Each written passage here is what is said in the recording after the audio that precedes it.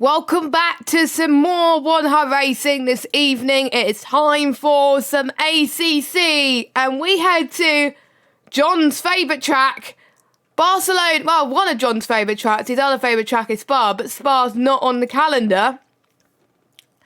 But it's gonna be Barcelona, Catalonia for the 2 sprint races here tonight.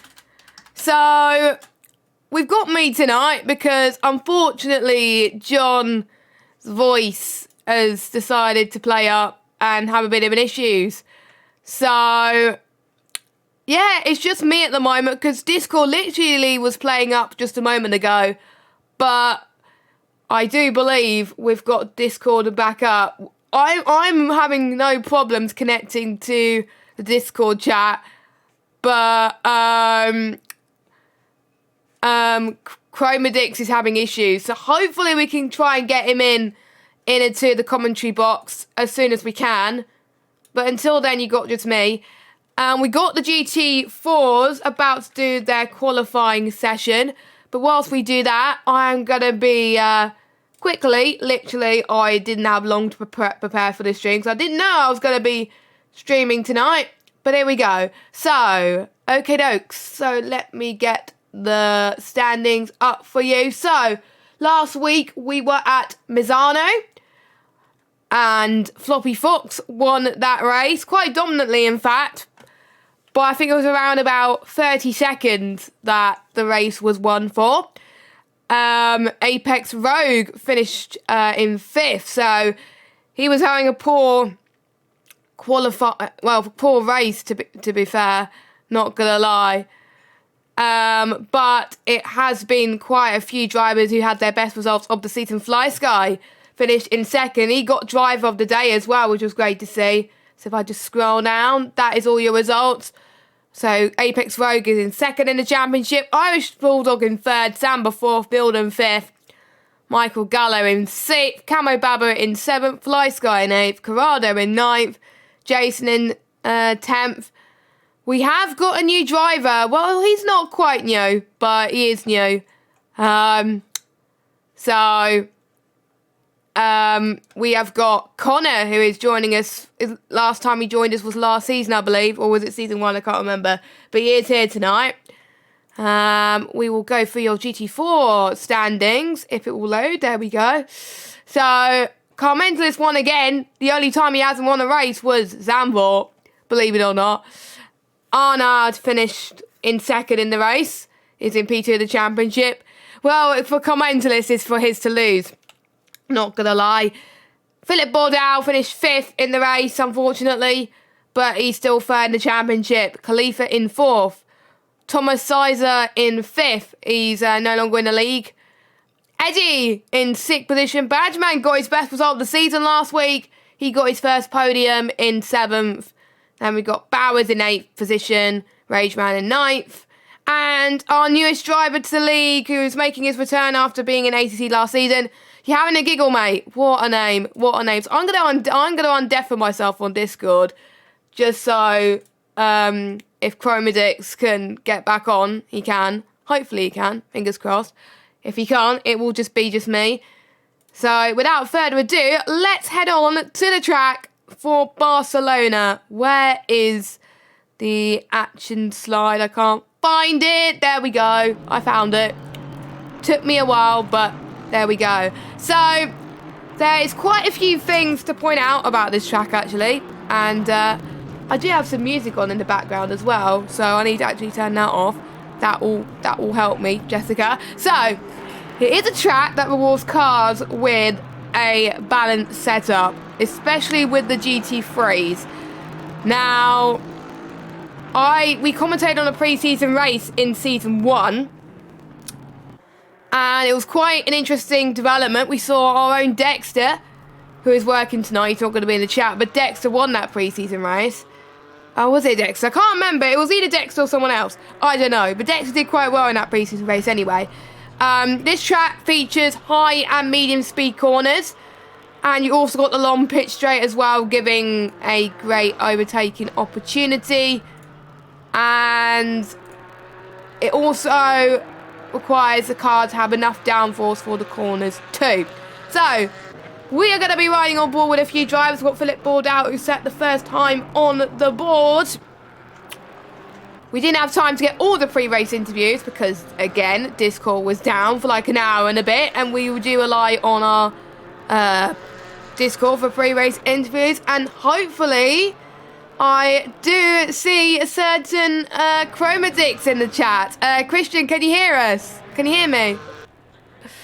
Yes. Yay! Yeah, we're back online. Yes, we are back online, and we're live, by the way. So, welcome, Christian, again to the commentary box. I'm glad you saved me because it would have been hard doing it alone. But yeah, Catalunya. It's quite a different track compared to Mazzano. But what is interesting about tonight, we have got 2 races tonight and 2 qualifying sessions. So they're used to endurances tonight, well, for this season. But for the second time, they'll have to get used to short races. What will be their approach for these 2 races tonight then?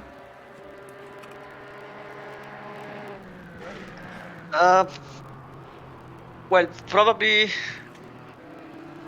considering there are 2 races, 2 qualifying, maybe the first one could just be a bit of a let's go with less try-harding than the second one, mostly because you have to get used to everything. So if you know there is a spare race, I don't say that you can slow down, but you can approach everything safer. So you don't have to destroy yourself to get on the maximum instantly, because there are 30-minute races. So 30-minute races means that you have to be quick to be up to speed, but most drivers are better doing in the long runs. So probably some drivers are going to be better in first race and some drivers are better in second race. But obviously it all depends on one thing called luck, because there isn't a pit.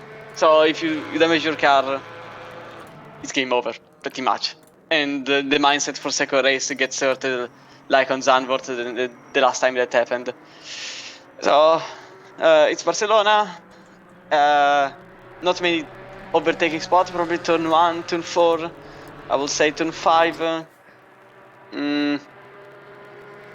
End of second sector, so the little airplane that doesn't exist anymore, thanks to Formula 1.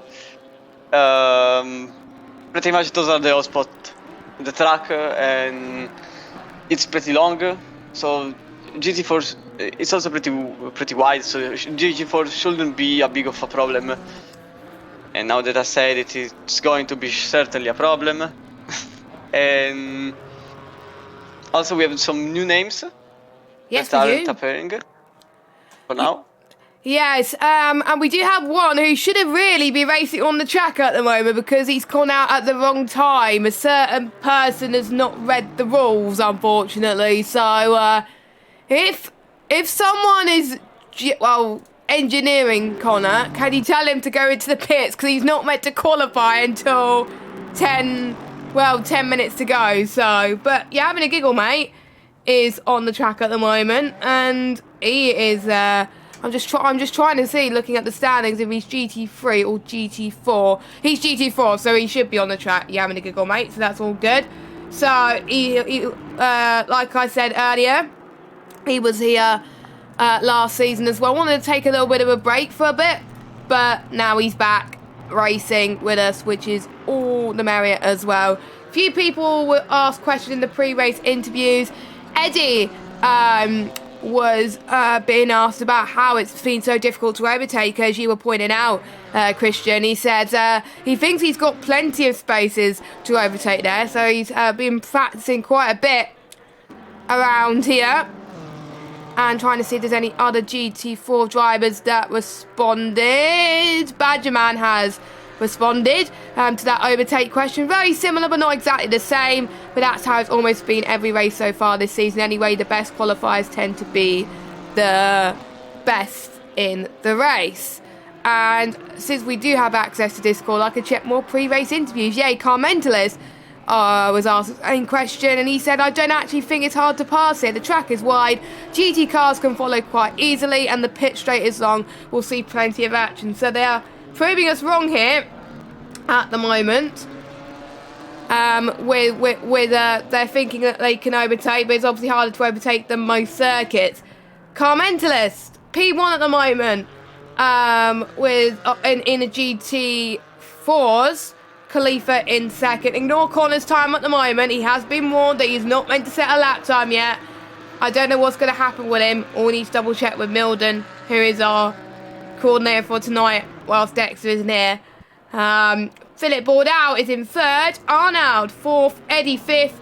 Badgerman sixth. You're having a giggle, mate. Has not set a lap time yet. He's gone off the track. And, yeah, not good. And then we got Rageman in 7th position.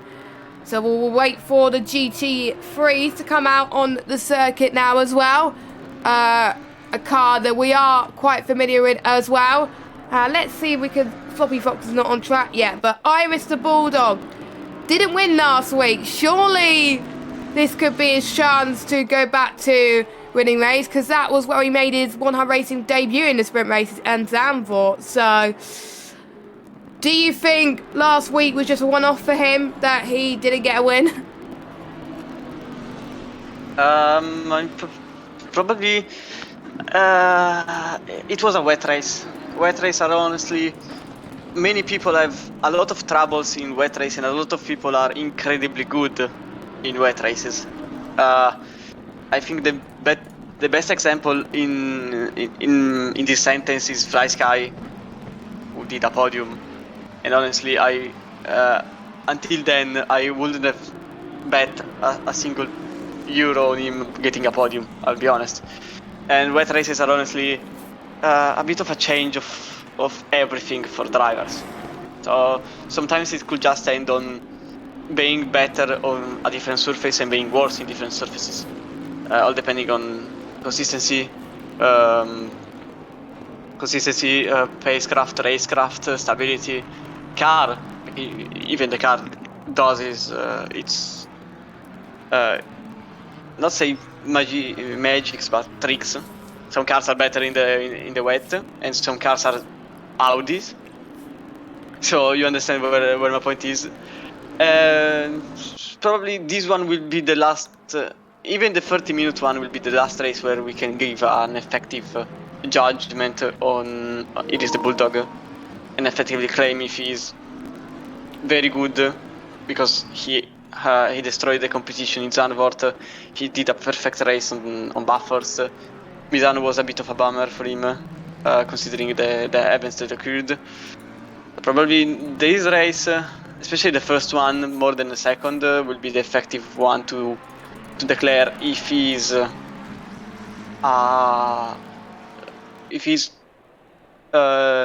enough to be tiered into the pros of the championship.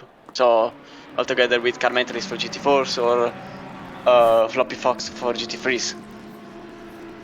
Yes, indeed. Floppy Fox then, he is heading towards turn number 1 now. As well, past turn number 1, heading towards turn 2 and 3 as I get the right camera there. Oh, there we go, eventually got it. Sorry about the racing line, but you just have to deal with it at the moment. Heavy braking zone here, going into turn 4. There's a slight little kink heading towards heading towards turn 5 here, and then there's going to be about a kink heading towards turn 7. Now this track is also known for its aerodynamic qualities as well, because the wind direction can change ever so slightly, so some cars can have some drag with the aerodynamics and quite a bit of understeer as well, especially towards turn 9. So he's coping actually quite well, Floppy Fox, as well, so he has been putting some practice in. Heading towards turn number 10, which I have to say is quite a lot better than obviously the F1 games. As I head towards turn 12 as well, a few people can run off there. Much more space, like the drivers were saying, in these GT cars to make an overtake compared to the F1 cars. because the F1 cars are slightly bigger, because I know some of you have come from F1. So we've got Floppy Fox then heading towards the final corner. We will see what lap time he will set in the GT3. It is second position, a 1:45.864 for the race winner from last week. And it is Apex Rogue who is on pole at the moment. He was on our cold list this week because I'm trying to find why he was cold. Had his joint worst result of the season last time out and inopportune time. Will he be able to overcome this, or has the downward trend already begun? Well, the downward trend is not happening at the moment for Apex Rogue, isn't it? He's flying up there at the top, and we still got the likes of Samba, Milden and Corrado to set lap times as well. So obviously Apex Rogue is proving why he shouldn't be on the cold list.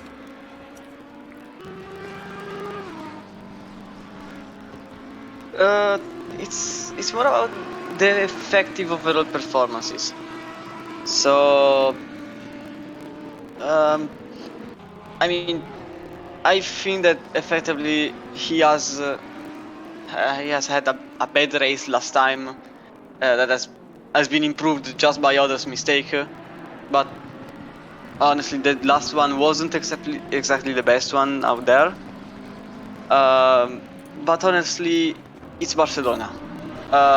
The Audi is probably the strongest car around here, and in fact I've been right about it, because he just set the fastest time in the leaderboard with a 1:35.1. Wow. 7 times ahead of Floppy Fox. So that effectively is it's Audi in Barcelona. Audi and Barcelona are an extremely good combo. Rogue is an extremely good driver. Floppy Fox just didn't make it to first place because he's just 24 thousandths away from Rogue. But yeah, okay, I can speak, I promise. Downward trend is honestly something you have to avoid mentally more than effectively, because if you start thinking, oh no, I'm going down, oh no, I'm doing wrong, oh no, I'm not doing things right, you start to question yourself. Questioning yourself means that you are more prone to get anxious, doing mistakes, and possibly end your race even before it starts. Yeah, and you definitely do not want that. You're having a giggle, mate, is out on circuit, and he's not meant to be, so he will probably get another warning from the stewards, just like Connor did. But there we go. We've got all the GT4s out. Samba's crossing the line. Now, he's been up there some weeks, and he got a win this season as well, in third position at the moment. He's going out for another run. Now, the GT3 drivers were asked about overtaking around here. Milden doesn't find it too difficult to overtake around here. Thomas Ferreira, which he's not in the lobby at the moment. He should be here. I think he's one of our other new drivers. He's well prepared for this challenge at Barcelona. Jason thinks the field will be more close together at Barcelona. He hopes today not to be in last position, but that could possibly show, maybe. But there is 2 races, so anything can happen. And Floppy Fox says the last race he had here, it ended in the stewards getting involved with him being the victor. You can overtake, but you mostly need to rely on mistakes of others. Hopefully, they do happen to other people. Floppy Fox, you are cruel. You wanting other people to make mistakes so you could do well. Jesus Christ, man. You're just, but he's third at the moment. Oh, but look at this. Iris the Bulldog is back on form. 1:45.069. This is what we like to see for him in the Bentley as well. Usually the Bentley does not do well around here. So he's buckling the trend at the moment. 6100's quicker than Apex Rogue. Anyone else across the line? Samba's across the line. Let's see what he could do in the Porsche. Oh, he's so close to P1, but 2-100 slower. Just look at that top four, Christian. They're just so close. This is going to be an interesting fight. And that's what's so brilliant about sprint races. Someone could win the first race, but someone completely different could win the next race. I think that's going to be my prediction. I think for the GT3s tonight, we will have 2 different race winners. And Rogue is back on pole. Rogue is back on pole with a 44.8. So the only one to get under the 45. And there is the Bulldog, and then Floppy Fox in third position, just 6 thousandths in front of Samba. So now we have the second, third, and fourth barely with something gapping them, and then Rogue with the Audi, effectively ahead of everyone else for now, because Floppy Fox actually didn't make the last lap. So now it's up to Iris the Bulldog and Samba, unless someone else goes a bit quicker. I still don't understand why Connor didn't qualify in the last 10 minutes. Probably the fact that he went out means that he couldn't get his laps afterwards. Even Samba on the pits, so the only one remaining effectively is Iris the Bulldog, who is currently arriving at the last hairpin of, well, not the last, yes, well, it depends, because the double right, I think it's more sharp tune than an hairpin, but whatever, doesn't mean it doesn't, it's not important. So now it is the Bulldog into the chicane, the rack chicane. Just the last bit, it's probably the most important bit, because you can lose a lot of time, but also you can cut a lot of time if you can nail it correctly. Just on the last one, into the straight, which is one of the longest in the calendar, and this not enough to get into P1, so now Rogue is the pole position and effectively the lead of the race 1.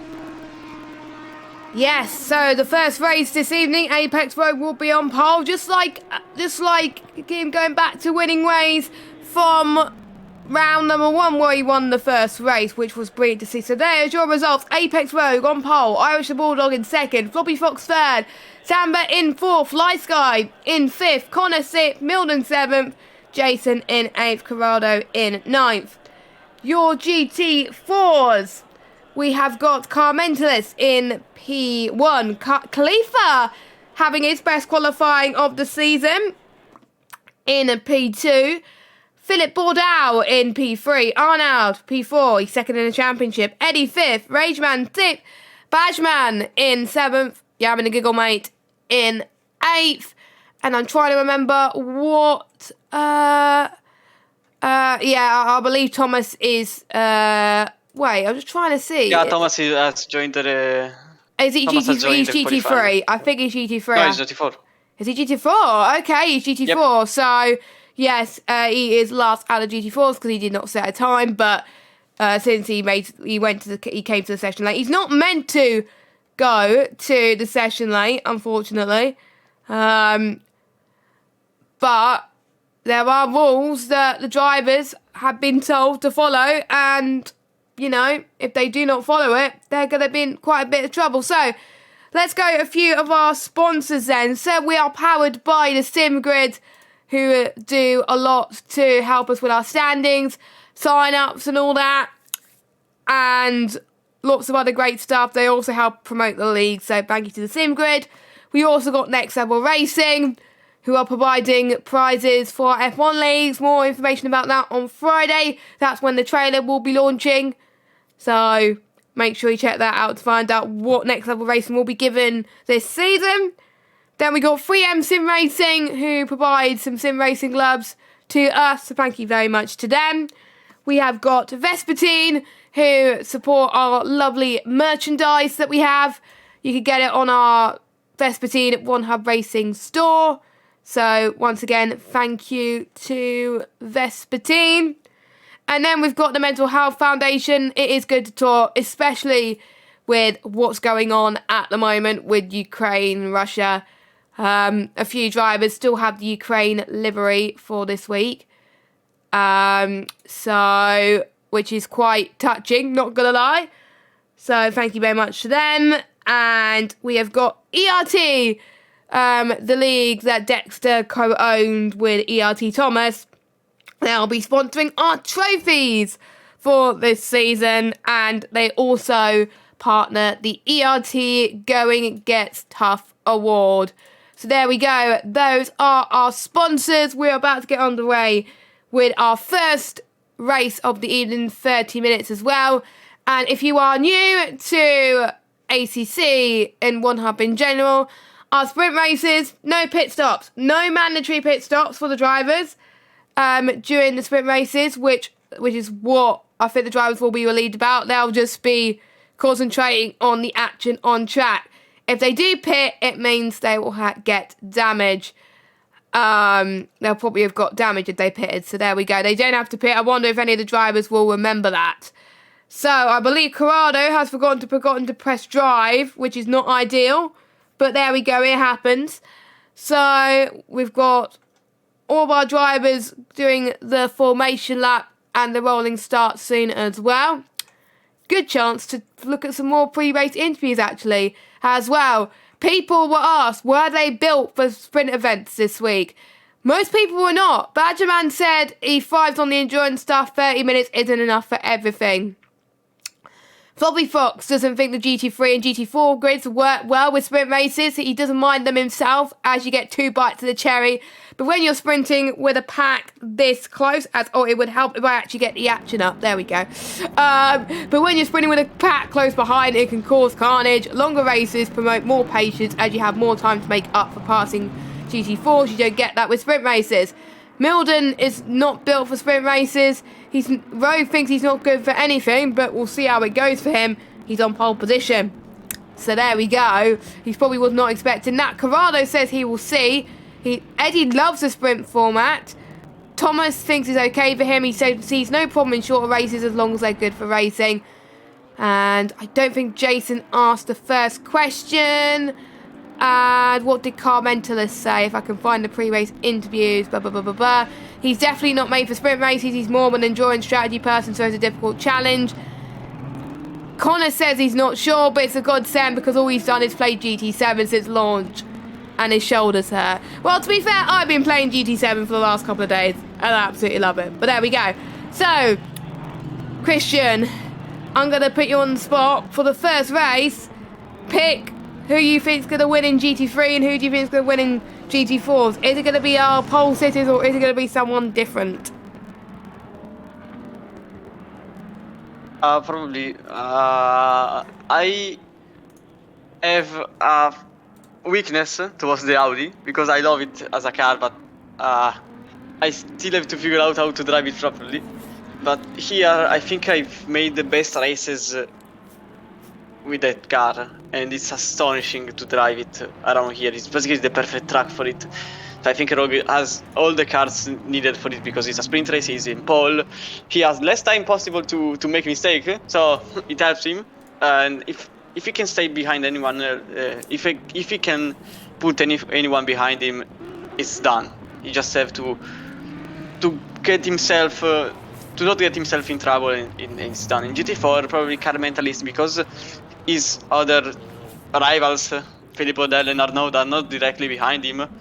But are behind him, but in grid, are not side by side with him. Probably car mentalist has the right cards to get into another win for him.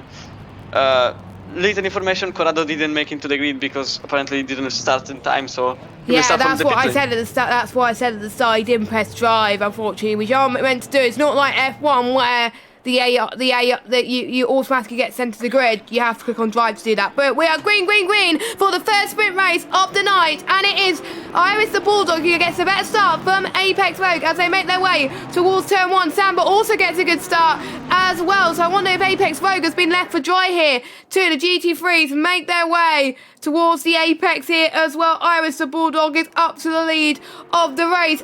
We've got Floppy Fox who's also had a good start.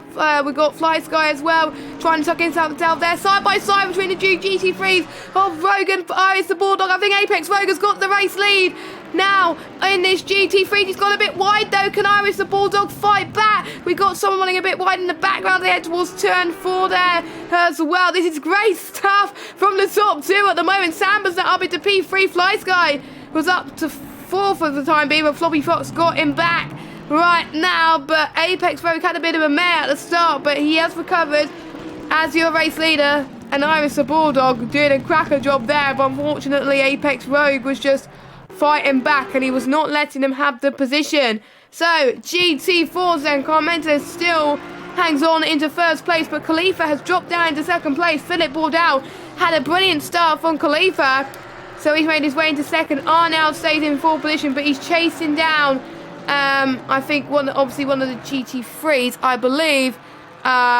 or it might be a green car that he was chasing. I'm trying to think which green car it was. It was Rageman, actually. No, it was Rageman. He got chased, but there we go. So the GT3 start was quite mental, I have to say. Didn't see what the GT4s were, but we got side-by-side action between Khalifa and Thomas Vieira as we head towards this chicane as they run a bit wide again. But from the outside, there's a touch. They made contact. That is not good, Chromedix, is it? Actually, all the chicane was made basically launching the car from both the drivers. Thomas Vieira actually put the car inside. He was effectively on a right spot because he gave enough space. But probably Khalifa outbraking himself because he went wide. He probably collected some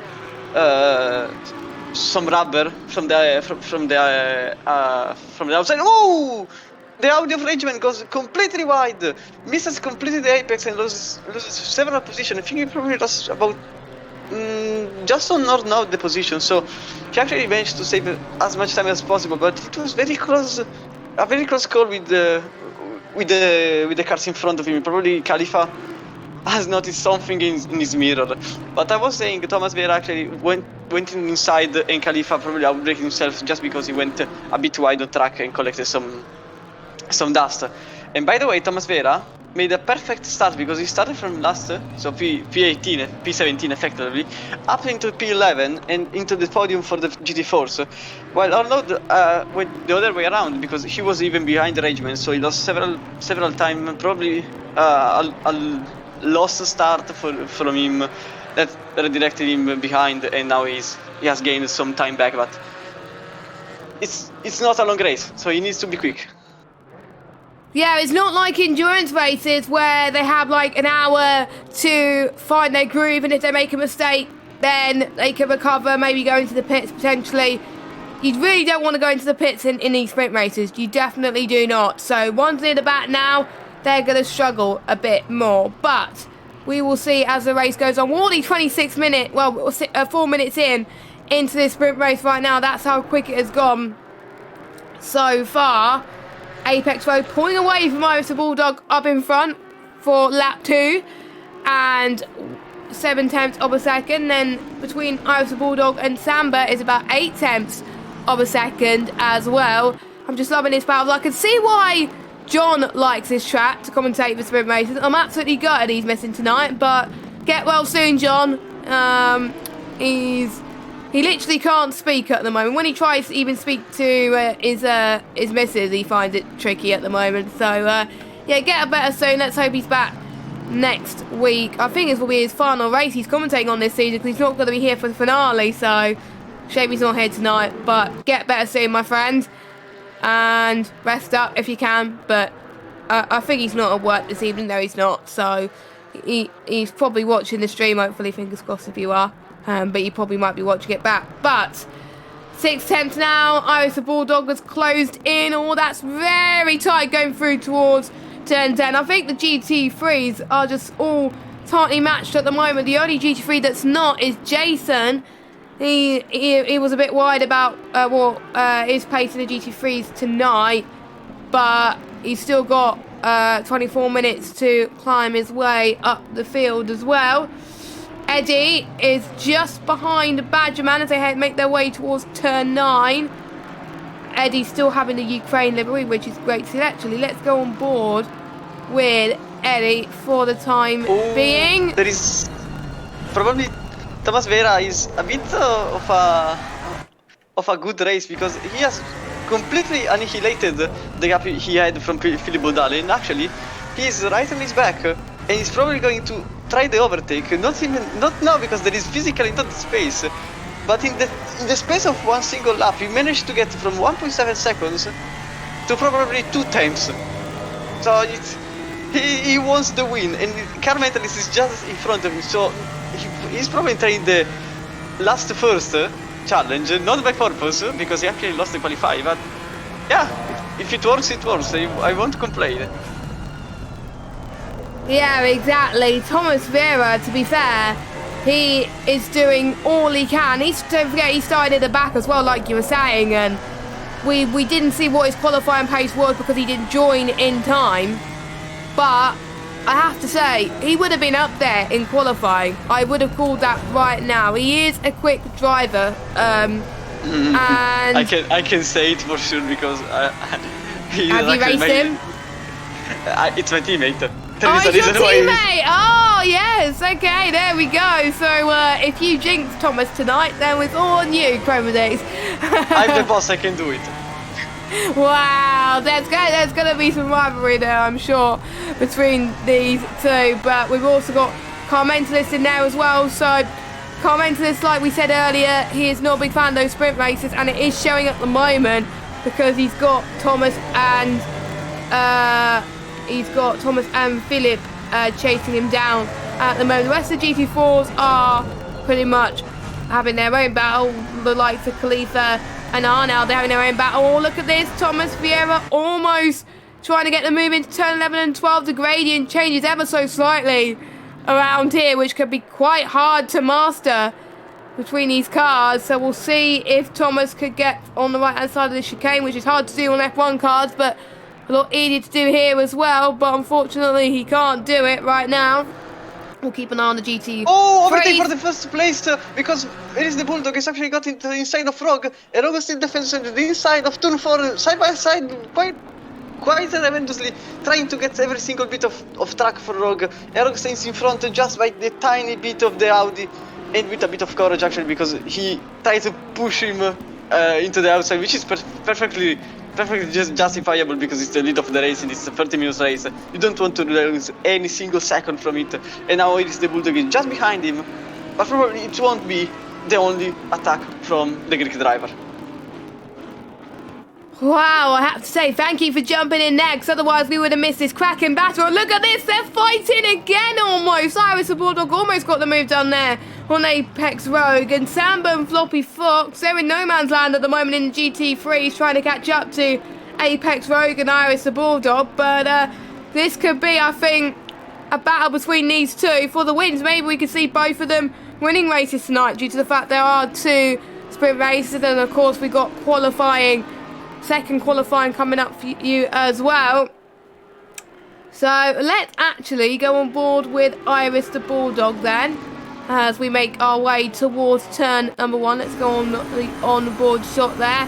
He's a little bit further back at the moment, so I think the moves we're going to see is potentially towards turns 9 and 10 is where we're potentially going to see the move, potentially towards turn 6 and 7 as well.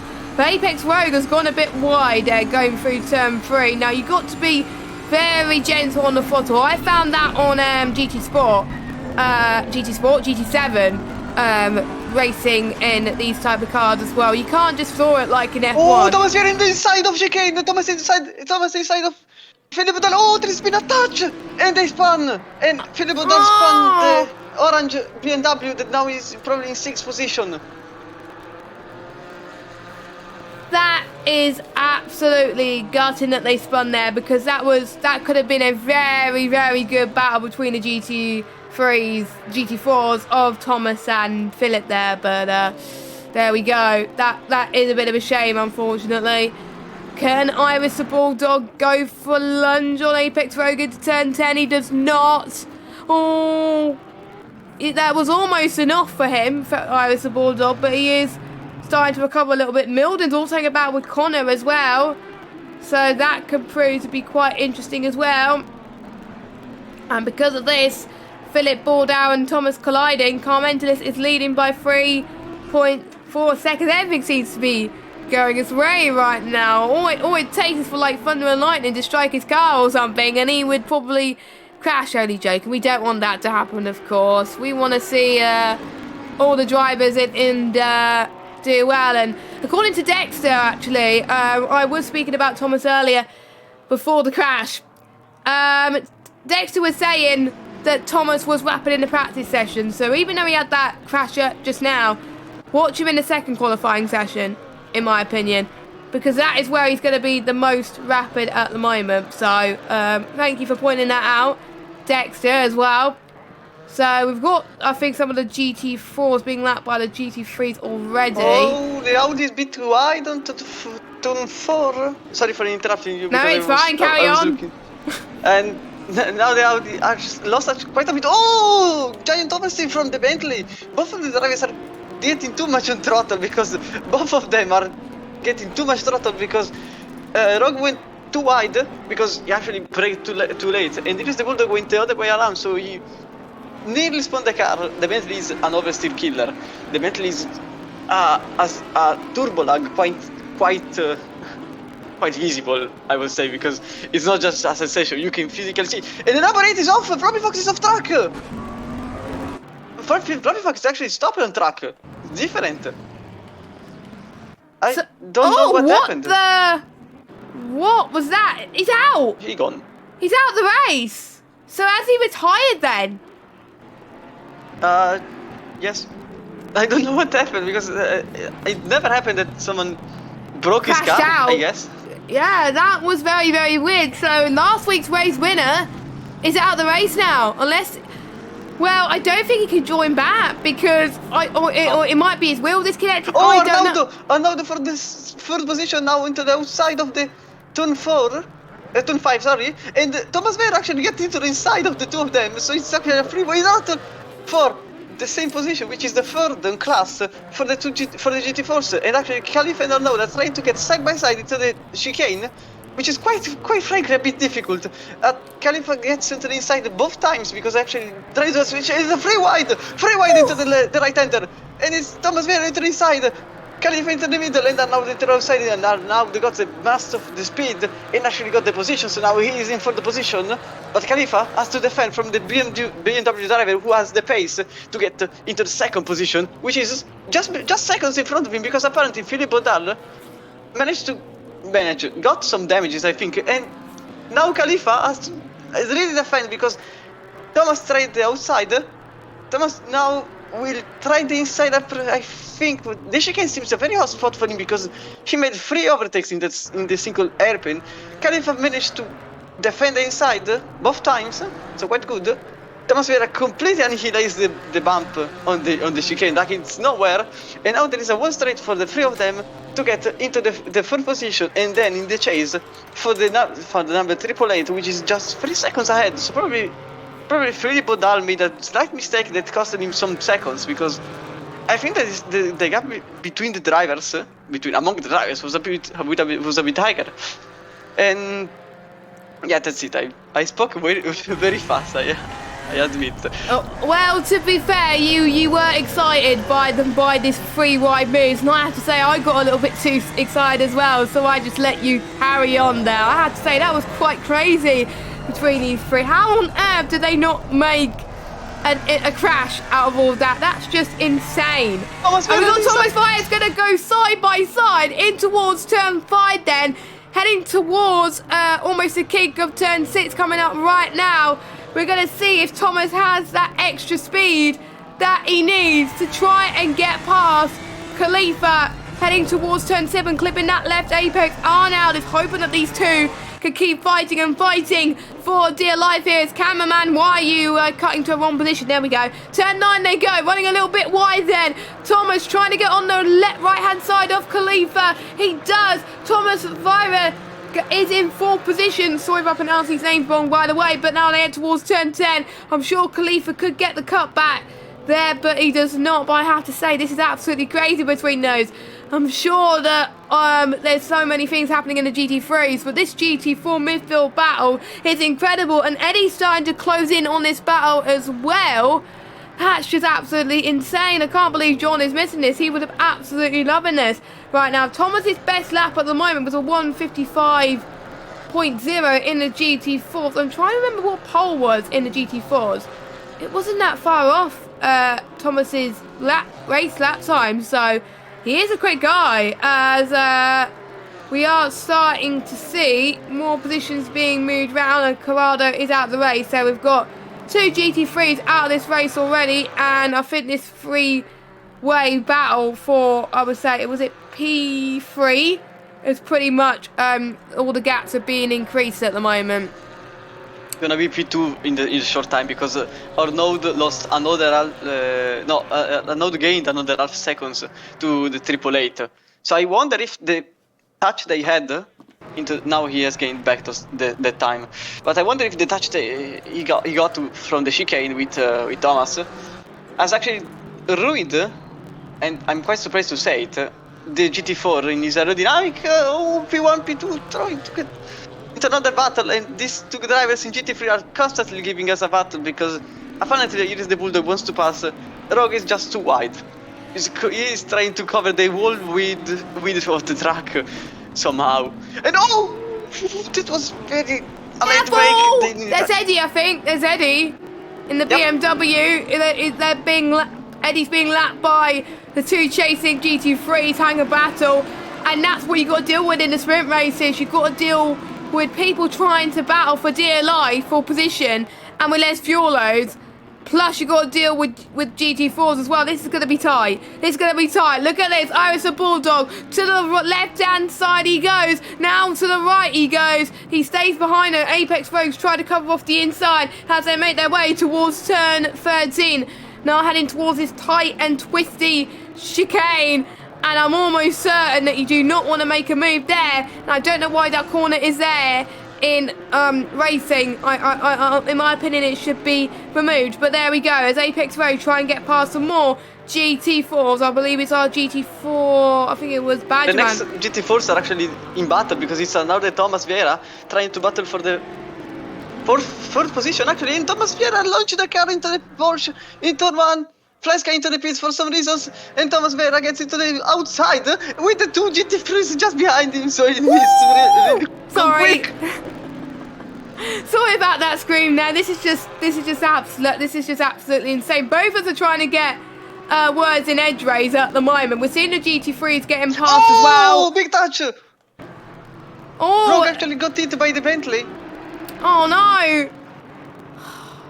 I'll let you carry on because I've been speaking for far too long. No, you didn't actually. I did most of it, but long story short, it is the Bulldog just tapped the Audi, so nothing lost. But the problem is that now Samba is behind them. Wow! That is how these guys could get closing up, because they get held up by the GT4, and then Samba's like, you know what? I'll try and catch up as well. So we'll see. Iris the Bulldog, he's passed the GT4s quite comfortably. And now he's got to stay behind Apex Road for the time being. Unless he finds a way for Apex Road to go wide a little bit as well. Samba's also passed the GT4 as well. And we've got Milden and Connor just making their way to 4th and 5th position. There's only 7 GT3 drivers still in this race. And we've got Jason in 6th position. It'll be his best result just by staying on track. So, to be fair, that's very, very good for Jason. 10 minutes to go. I kind of wish it was a longer race. I kind of wish there was 2 1-hour long races. But there we go. We don't have time for 2 1 hour long races. Maybe another topic for another day. But 4/10 now is the gap between Apex Rogue and Iris the Bulldog. Now, obviously, we said that the Audi is quicker here. Not many people in Season 1, where we did this for pre-season, picked the Bentley. And I think more people picked the Bentley next season, knowing that Iris the Bulldog is matching the pace of the Audi of Apex Rogue, who's predicted to be quicker. Samba the Porsche. I have to say the Porsche is looking quite quick as well. Not as quick in qualifying, but very quick in the race. He's 5/10 behind as well. We saw a three-way wide battle for the GT4s. We could see a three-way battle for the GT3s as well at this rate. This is absolutely insane. I'm almost certain that we're both going to lose our voices by the end of this this stream. But that is because all the drivers are putting on a brilliant show at the moment as they make their way towards turn 9. Here they come then. Can Samba go on the charge that he is looking for? He's right on the back of Iris the Bulldog. Go to the right hand side into turn 10 as well. Apex Rogue, he's got to keep an eye on him as well. And ELT Samba stays behind Iris the Bulldog. It could go either way between these three at the moment. All three of them have won a race this season. The only three to have won a race this season in the GT3s. And Apex Rogue and Samba are looking to get a second win. Iris the Bulldog is looking for redemption from last week, even though his lowest position this season has been P3. But he's looking for consistency to still be in this championship fight.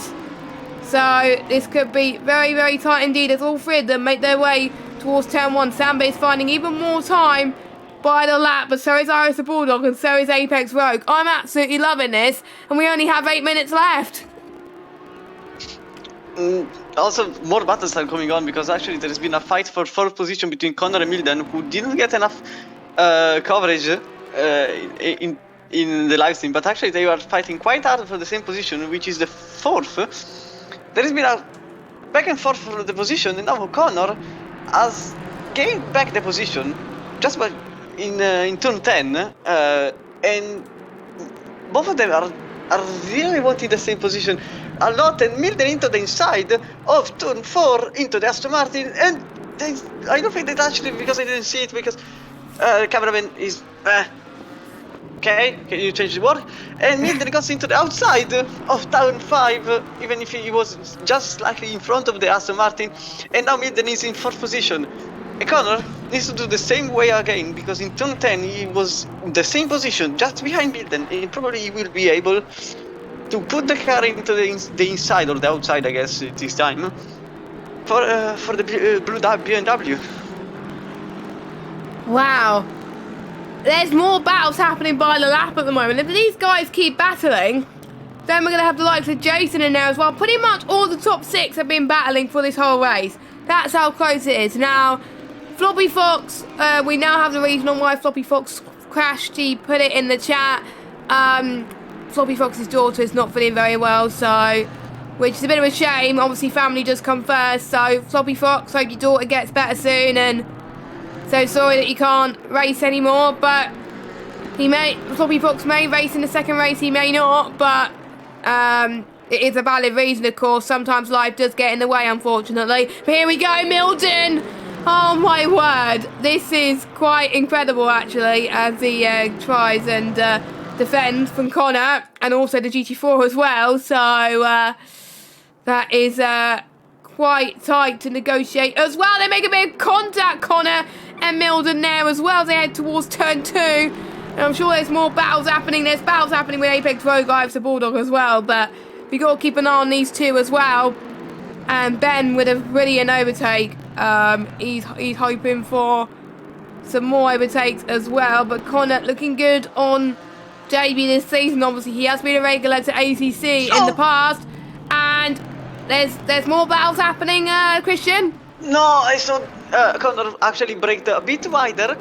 He braked on the grass. And I think everyone that drives in Assetto Corsa knows what happens in that corner when you brake on the grass. He saved the car for sheer luck, because that was an astonishing save. He actually went into turn 5 drifting. So it's something if he's still alive. He probably won't slow down, because it's not enough of a reason for slow down if you just nearly kill yourself. You need more. So now there is a triple-way battle, I guess, because there is Rogue, the Bulldog, and Samba in less than 2 seconds. There is a battle for 4th between Milden and Connor in less than 6 tenths. And there is probably a battle going on, well, will come, between the 43, between the 888 and the 91, because the gap went from 3.5 to 2 seconds in just 2 laps. So actually it's a 7 tenths a lap difference between the two. Milden and Connor for the overtake. Oh my god, there's just action everywhere. Guys, please stop choking. You guys keep going with the battles, because this is insane. To be honest, guys, I have been having a very bad day today. I've been feeling absolutely awful. And these guys have been cheering me up no end, not gonna lie. So to be honest, I'm very glad I was asked to step in tonight. I had second thoughts of whether I was gonna fill in tonight because I had words I was going to say on stream, but I'm not going to because it is a family show. But yeah, these guys have definitely been making me so much better. So turn 6, and we got Mildred and Connor just absolutely fighting their heads off. Let's jump back to the front battle with the GT3s. There's not much happening in the GT4s at the moment. All we know is Carmentis is leading by 7 seconds to Philip. And then we got 1.3 now as the gap between Thomas and Philip. So Christian will keep an eye on that gap as well as it continues. Iris the Bulldog has dropped from Apex Rogue there. So Apex Rogue has found a bit more pace. But Samba is looking to see if he could get second place. It will be good if he could keep it there. He's gained quite a few positions, so we'll see what he can do. So going down the front straight then, using all the slipstream as they can as they head towards turn number 1. As I think Samba has been looking very good on pace. 1:45.1 for the Porsche. It is Audi versus Bentley versus Porsche at the moment. But with these two keeping battling like this, is allowing Apex Rogue just to pull away ever so slightly with 2 minutes and 50 seconds to go. Oh no! Samba's gone wide! Samba's gone wide, turn 5. No, turn 4, sorry. In the gravel, he's lost way too much time, and that's given Iris the Bulldog a little bit of a sigh of relief there on the track. So I'm almost certain, unless Samba could increase the pace a little bit, that is second place for the taking for Iris the Bulldog. Oh no, just one small mistake for Samba. That's costed him loads. But at the moment, he's still going to get a podium. So, but that is a shame there. That is a shame. The Triple Eight has now to defend because actually the 91 has got into the Porsche. And actually, Here he comes. Nice move I saw from Thomas because there was a GT3 passing and he just went immediately in the draft of the Lamborghini the second Jason passed him. So it was a bit of a cool move to see. Ooh, little oversteer from the BMW, but now Philippe Bodal has to do the same he had to do 20 minutes ago. Defend as hard as he can, but he has way less time now to lose because he has just 2 minutes, probably 2 laps in this one and the next one probably, perhaps. Let me guess. Maybe 2. Ooh, battle! Oh my goodness, Philip Bourdal is being caught out a little bit by the GT4 and Thomas as well. So will that allow Thomas to go wide as well? I don't think he's meant to do that. He did a similar thing to what we saw Samba. Have we lost the driver, which I'm not sure who we've lost. Floppy Fox is back and hey, Floppy Fox is back. That's good news. So I do believe Floppy Fox could just put it in the chat if he's racing the second race, because otherwise he wouldn't be here. Or but he technically you're not allowed to leave unless you have a legitimate reason. But he has a legitimate reason. He has a legitimate reason, so technically he could have left. Here he comes! Philippe Bodal. Turn number 1 they go then. This could be the crucial move that they need for Thomas Ferreira to get into the podium positions to get second place. Here he comes then to the right hand side. He goes off Philippe Bourdal. 2 very, very fast drivers. Let's hope they don't make contact this time. The 888 versus the 91. Into turn 3 now, heading towards the corner where you've got to be very careful on the throttle, as I was saying earlier. Thomas Vieira just about holds on to Philip Bourdal. So Thomas Vieira is up into second place at the moment. But I have to say that is quite incredible stuff. This could go all the way to the end. The timer has gone to 0. So very, very soon the leader will cross the line to win the race. Apex Rogue wins the race. This is the redemption that he needed after last week. And he'll probably definitely not be on the cold list after tonight. Iris the Bulldog in second. Samba, what a shame with that moment he had in third. Milden in fourth. And I think that's going to stay like this. Connor in 5th position.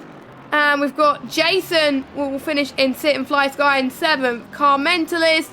I'm just seeing how many corners he's got to go until he crosses the line to win in the GT4s again. But Will Philip fight back on Thomas then? That's what I like to know. I really do hope so, because these two have been definitely putting on the show as well. There is already a second of difference. Yeah, well, it is quite a second difference already, so I think that's why Thomas is showing that he's quite quick. But here we go, we're riding on board with Carmentalist then for I don't know how many times this season, but he's on another level compared to these other GT4 drivers. He wins again for the first sprint race of the night. Who says you don't like sprint races, Carmentalist? Thomas comes across the line in P2 on his debut. Brilliant stuff from him. Philip Bourdal will get the round off the podium for GT4s. Arnow will finish in 4th. And then we just will have Khalifa. Rageman actually having a really decent result as well. Having a nice battle with Eddie as well. Khalifa comes across the line to finish 1, 2, 3, 4, 5th. So it's Rageman or Eddie for 6th place. For Eddie, will this be a photo finish? Actually, this could be a photo finish. Oh my goodness. Who's crossed the line first? I think Rageman just crossed the line first with 1/10 difference. And then there's Badgerman, and why won't it let me get to timetables? There we go. So, your order then. Apex Rogue,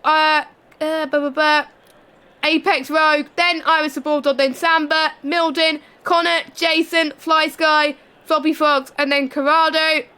And then your GT4s are as follows. Carmentalist, have we got Thomas by 8 seconds. Then we got Philip Bourdal, Arnaud, Khalifa, Rageman, Eddie, Badgerman, and then it was the Yamine Giggle mate who retired for the GT4s, which was a bit unfortunate. And there is your overall results as well. So if any of our results guys are watching in the chat, you can clip if you want to.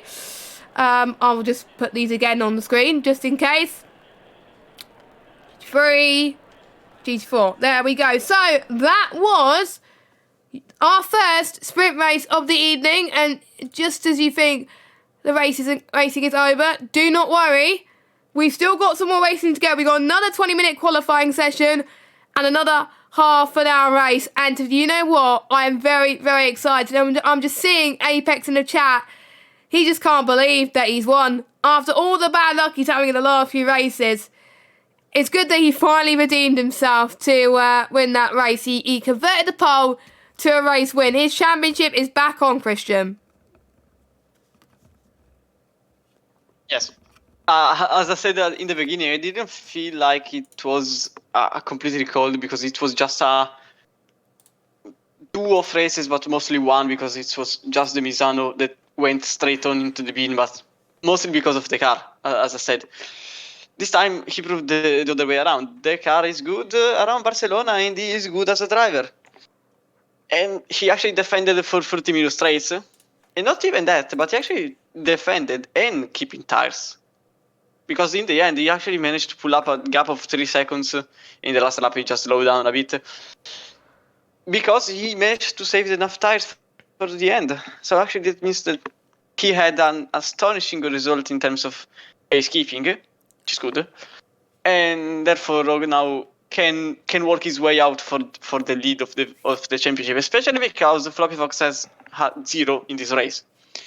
GT4 had another Carmentalist win, which is not a news, I guess, but I want to congratulate Thomas because actually he went from last to 3rd to mid of the pack after a spin to 2nd again. So actually now that he qualifies, I wonder if, well, not if, but how much. I'm a bit biased, I know, but I'm objective also, and I think he can get into the top spot of the leaderboard in GT4s in qualifying. I know him. He's not a qualifying boss, as Carmentalist is, but he has the speed. So probably it's him or Carmentalist. That's for GT4. For GT3, I'll be honest, another rogue pole. That's my prediction. Another rogue pole. I'm going to make my prediction now as the GT4s make their way for the second qualifying session of the evening. GT4s, I'm going to have to give it to Carmentalist again for the win, for pole position. But I think Thomas this time will be a close second, as you said, in qualifying. For GT3s, I think it'll be quite tight. I think Iris the Bulldog has got even more hunger than anyone to get pole in this sprint 2 qualifying. I mean, he didn't win, but Apex Rogue and Iris the Bulldog is probably one of the best battles I've ever seen in this season, and I hope those two are going to have something similar here today in the second one. But I just think Iris the Bulldog just has the fight in him, like the Bulldog, that he wants to carry on. So yeah, I think Iris the Bulldog will get pole, but if Apex Rogue gets pole, I will not be surprised either. So, but GT4s are now out on track, and luckily it's only the GT4s. No other GT3s is out there, so everyone is following the rules on that regard as well. This is the first time we actually get to see Thomas's 1 lap pace in qualifying then. Now, for some of the drivers who've had bad first races, they can put that all behind them, the differences aside, and forget that the first race even happened, and concentrate on this second race, because there's points up for grabs there too. So anything can happen. That's a night race. And it is a night race as well, so that's gonna make things even more interesting. It is. I'm trying to find the time. We'll check the time in a minute as well. But I think it's around. Let me just actually check now. 17 minutes and 30 seconds. 7:02. So it is a night race. Bring it on. So let's go on board with Thomas then for his first lap in the sprint qualifying 2. As I find the right camera. There we go. That's probably the much better camera. You can see the sun blinding your eyes there as it's lower down as well. So the drivers have got to pick their braking references very, very carefully. Let's hope that they remember their braking references as they head past turn 3 now and heading towards turn 4. A few people on their laps as well. You can see Thomas is already catching up to the car in front. So you see that he's on another level as well. And you can see on the dash as well how much he potentially could be gaining as well. So we'll see what he can do heading towards turn 6 as well. He's clipping that curb as well, trying to gain that extra speed heading towards turn 7. And with other GT4 cars on a lap, let's hope they don't get in each other's way. As we head towards turn 10 now as well. Oh my god, someone's taken something out at the moment as one GT4 moves out the way of Thomas, luckily. So I believe that GT4 was on a outlap heading towards turn 10. Again, the sun blinding in your eyes as well. I wouldn't want to be racing like that as well. So again, practicing your braking references heading towards turn 12.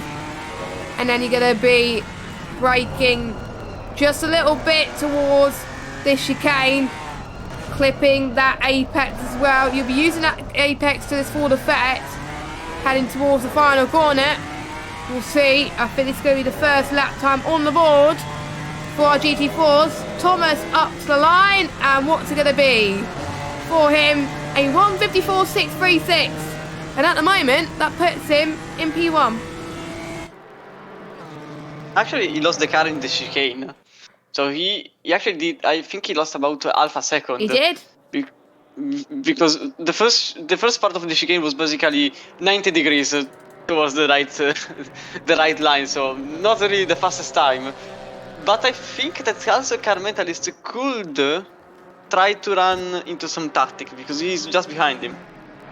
He's absolutely behind him. Probably he didn't set a lap because I think he went out of track. But probably car mentalist is already playing chess, high speed chess. And in fact, the 91 let him pass. So now it's a chess play.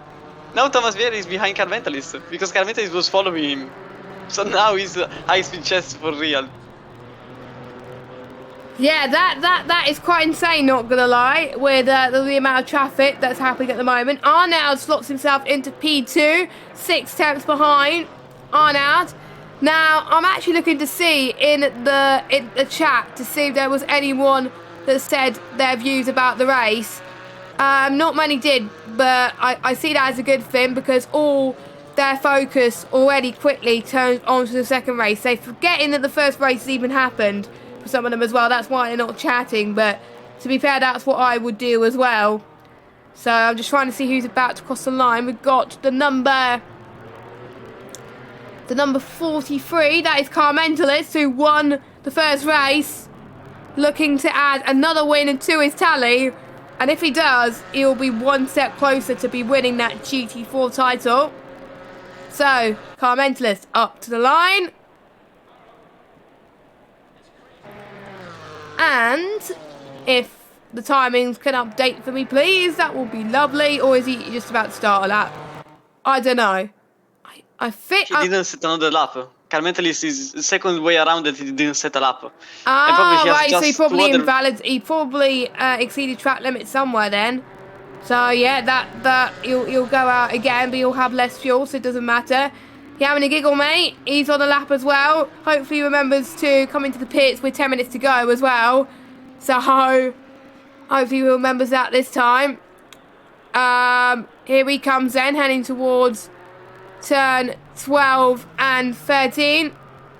And we'll see if he loses it in the chicane as well, because that's where obviously Thomas lost it as well. But Thomas is still pole position. So people are finding it even more tricky in the colder conditions.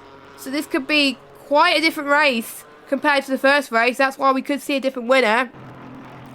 So you're having a giggle. I don't think it's set a valid lap this time, unless the timings update quickly. No, he hasn't set a valid lap, so he's going again.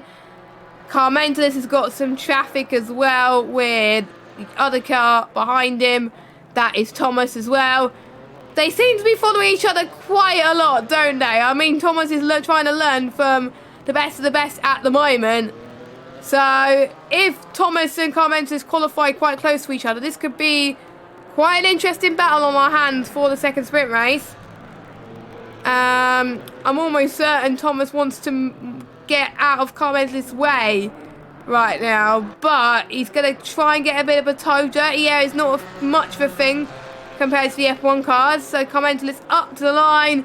He hasn't got long to set a lap, so he's need to set a lap now. Only P4 for Carmentalist at the moment. Thomas still stays pole with a 1:54.5. I'm not used to him not being in pole position. He hasn't got that long at all to set a good lap. So where do you think he lost the time there?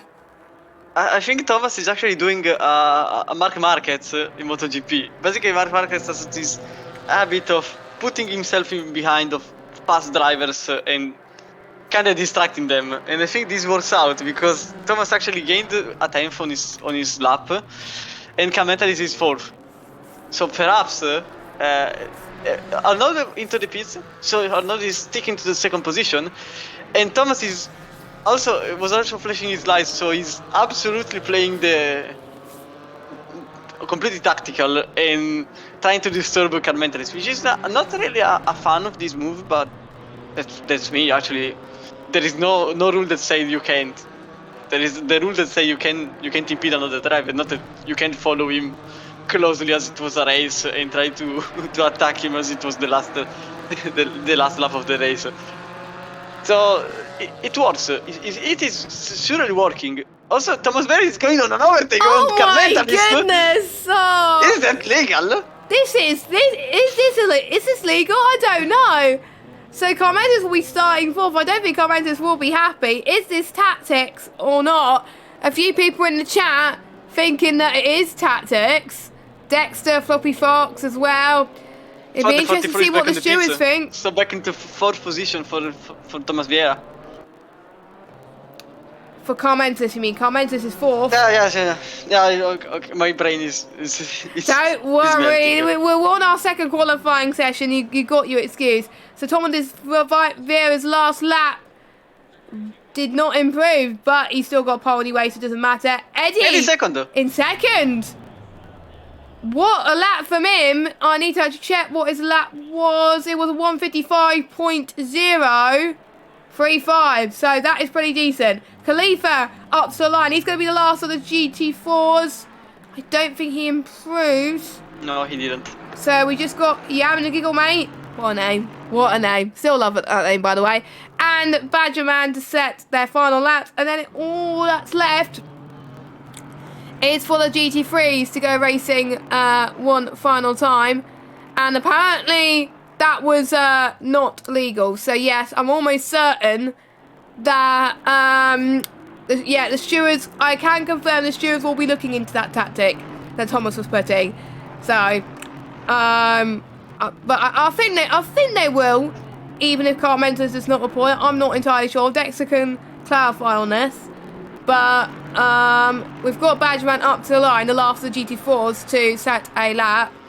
He needs to find quite a bit of time. He finds 2 seconds, actually, to beat You Having a Giggle Mate. But can You Having a Giggle Mate beat Badgerman? At the moment, no, he does not. So he stays in 9th. So all that's left is for the GT3s to start their laps then. Samba being the first one to start his lap time. And then number 97, who finished 3rd in the last race as well. And then we've got the number 12 of Apex Rogue, who is starting. Then we've got the 111 of ERT Milden. And then we got the 33 of Iris the Bulldog as well. My tip for pole. Who do you think is going to get pole position? We've got Chromedix that thinks Rogue. I think Iris the Bulldog. Who do you think will get pole? Let us know in chat, and I'll be interested to know your opinions. Floppy Fox is just about to start. It's great to have Floppy Fox back. He's having some tough times at the moment with his daughter, but apparently it is nothing too serious, so he is keeping going. But he's lost a lot of points in the championship now because he retired from the race. But health, family health, and his health does come first. So, but I'm glad he's back, and I think his mental state now is going to be quite tough for him. But I think his main goal tonight will be to just finish.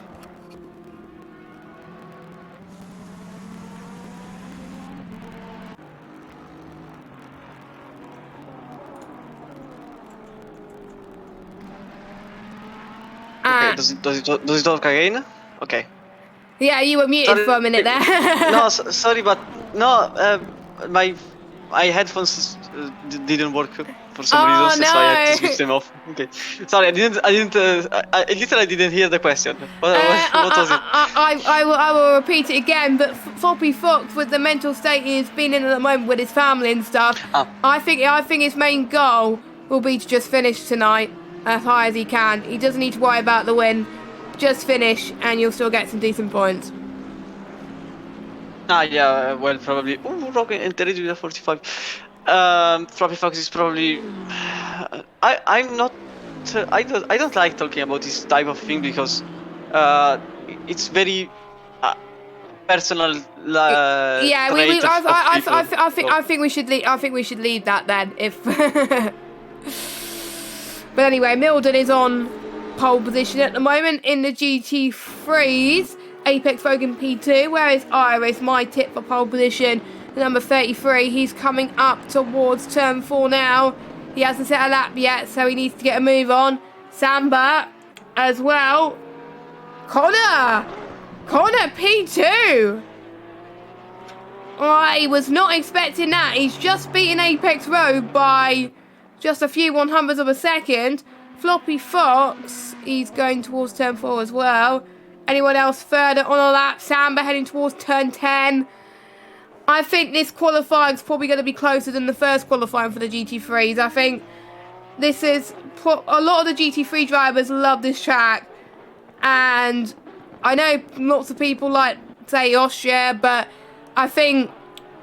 I absolutely hate Barcelona in F1, but in GT3s and GT4s in ACC, it's an absolute godsend. So Samba heading towards the chicane now. Final corner he goes. He's got to get a pole. He's got to get a pole. He was so close to pole last time. What could he do this time? P1, the 1:44.7, 8 tenths quicker than Milden. That is what he wanted. Iris the Bulldog says if anything you could do, he could do better.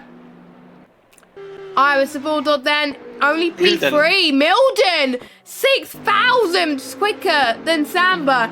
1:44.739. Floppy Fox, he's heading towards the final corner, and I think it's going to be even closer as well, because his lap was looking very, very good as well. So Floppy Fox up to the line. He hasn't set a lap, so he will have to set another lap. But Milden, Samba and Iris the Bulldog, very, very close. I was expecting Samba and Iris the Bulldog to be close together, but Milden and Samba, I think Milden has definitely forgotten what happened in the last race, and he's recharged his batteries and focusing on the next race, and it's definitely helping him. Milden feels like this season hasn't gone well for him.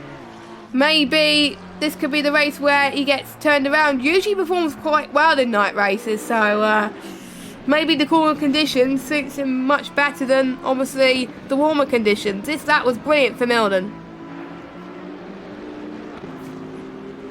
I actually think it's the revenge of the underdog here, because the M6 and the Aston Martin little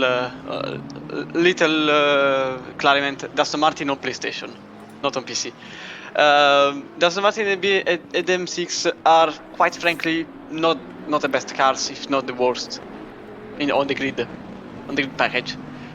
Not considering the not recent updates, so the Bentley first edition, Audi first edition, etc, etc.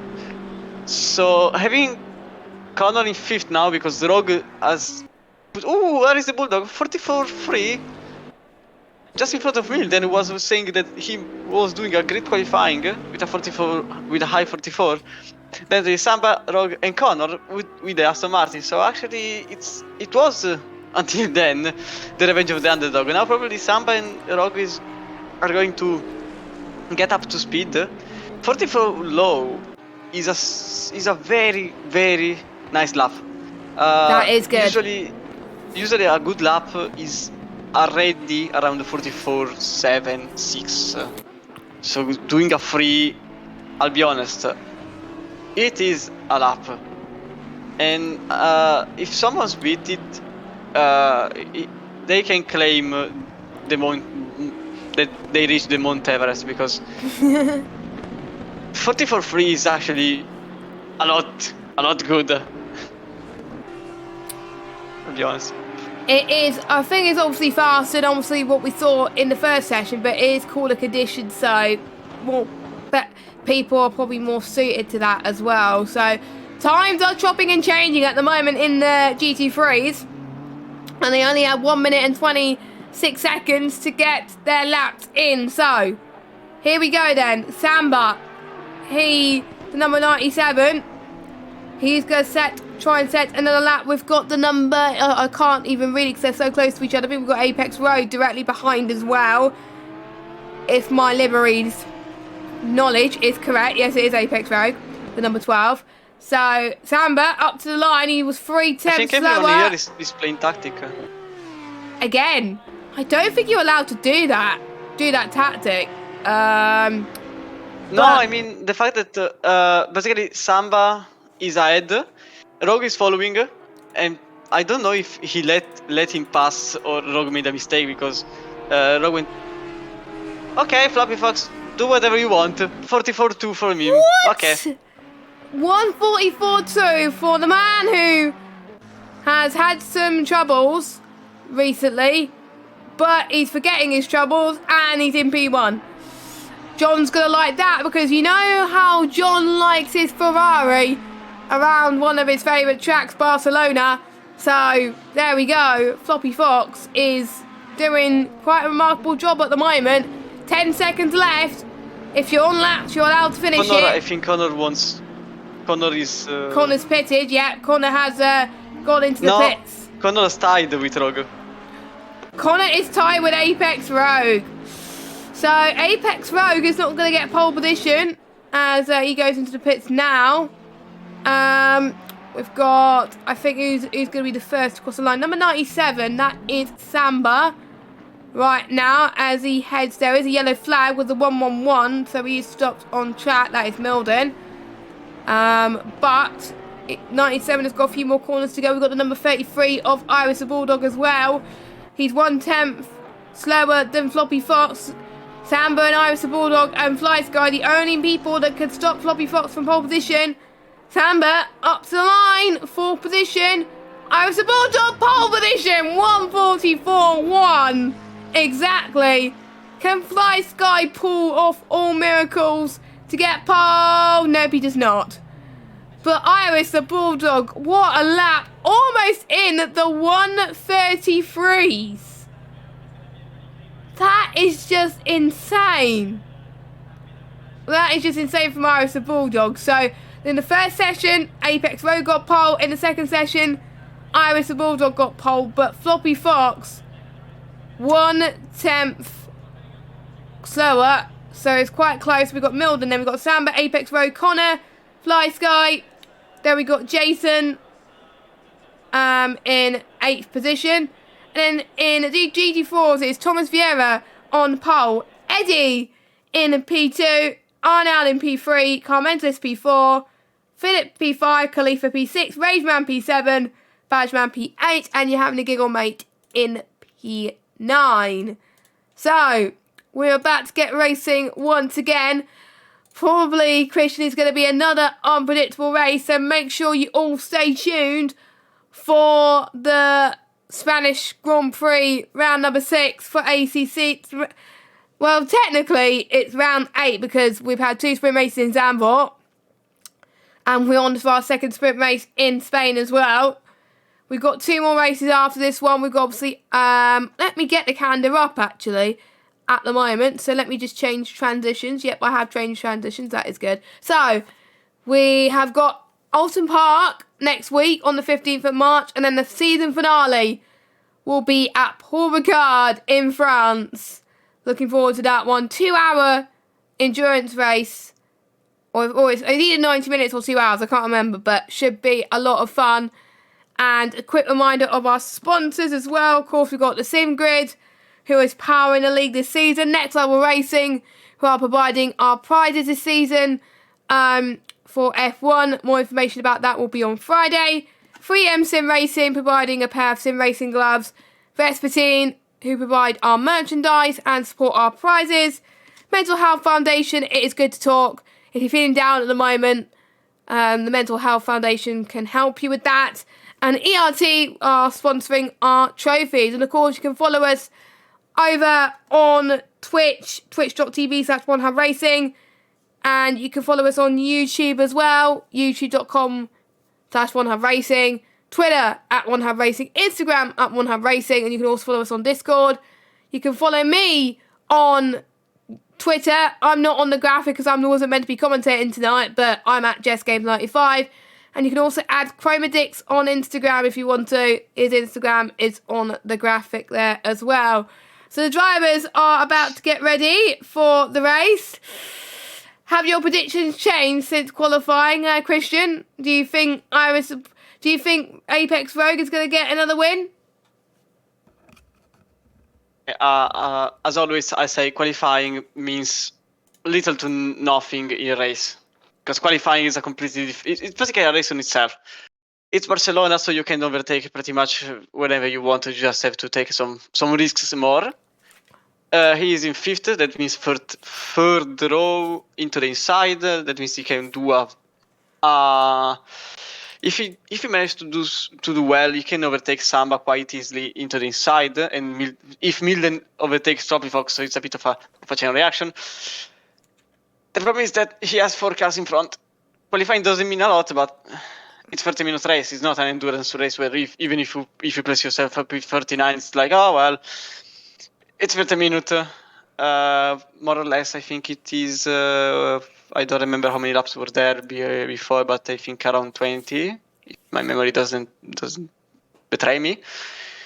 So we saw Rogue Space. Iris the Bulldog was not quite, but slightly faster. Floppy Fox seems to be faster on cold condition. Probably Rogue could be happy if he can get a 3rd or 2nd position. First becomes very, very, very tricky to get. As in GT4, Eddie has put something out of the hat. Unfortunately, I saw that he doesn't have a very good race pace, so if he has some, he has to use it all in this race, because getting P2 in the championship will mean a lot for him. Arnaud is currently starting on the outside, so probably he can overtake Eddie even because the BMW has a slightly lower acceleration compared to the Porsche. And Carmental is probably a bit angry about the orange BMW before. I don't think he completely ruined this qualifying because the lap was probably around there, but even if he wasn't improving, it was a bit of a not fancy move from the Portuguese driver. So Roy Carmente is a bit poisoned by this, and he will get everything to get into the 91's place and do a coup d'etat into the first place in GT4. I think the double eight, so Corrado will not participate into race 2 for whatever reason. Okay.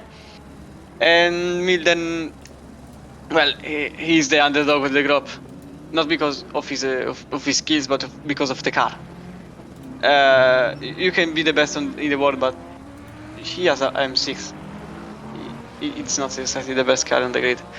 So if he can manage to get a podium, I think it's enough of a gold prize for him.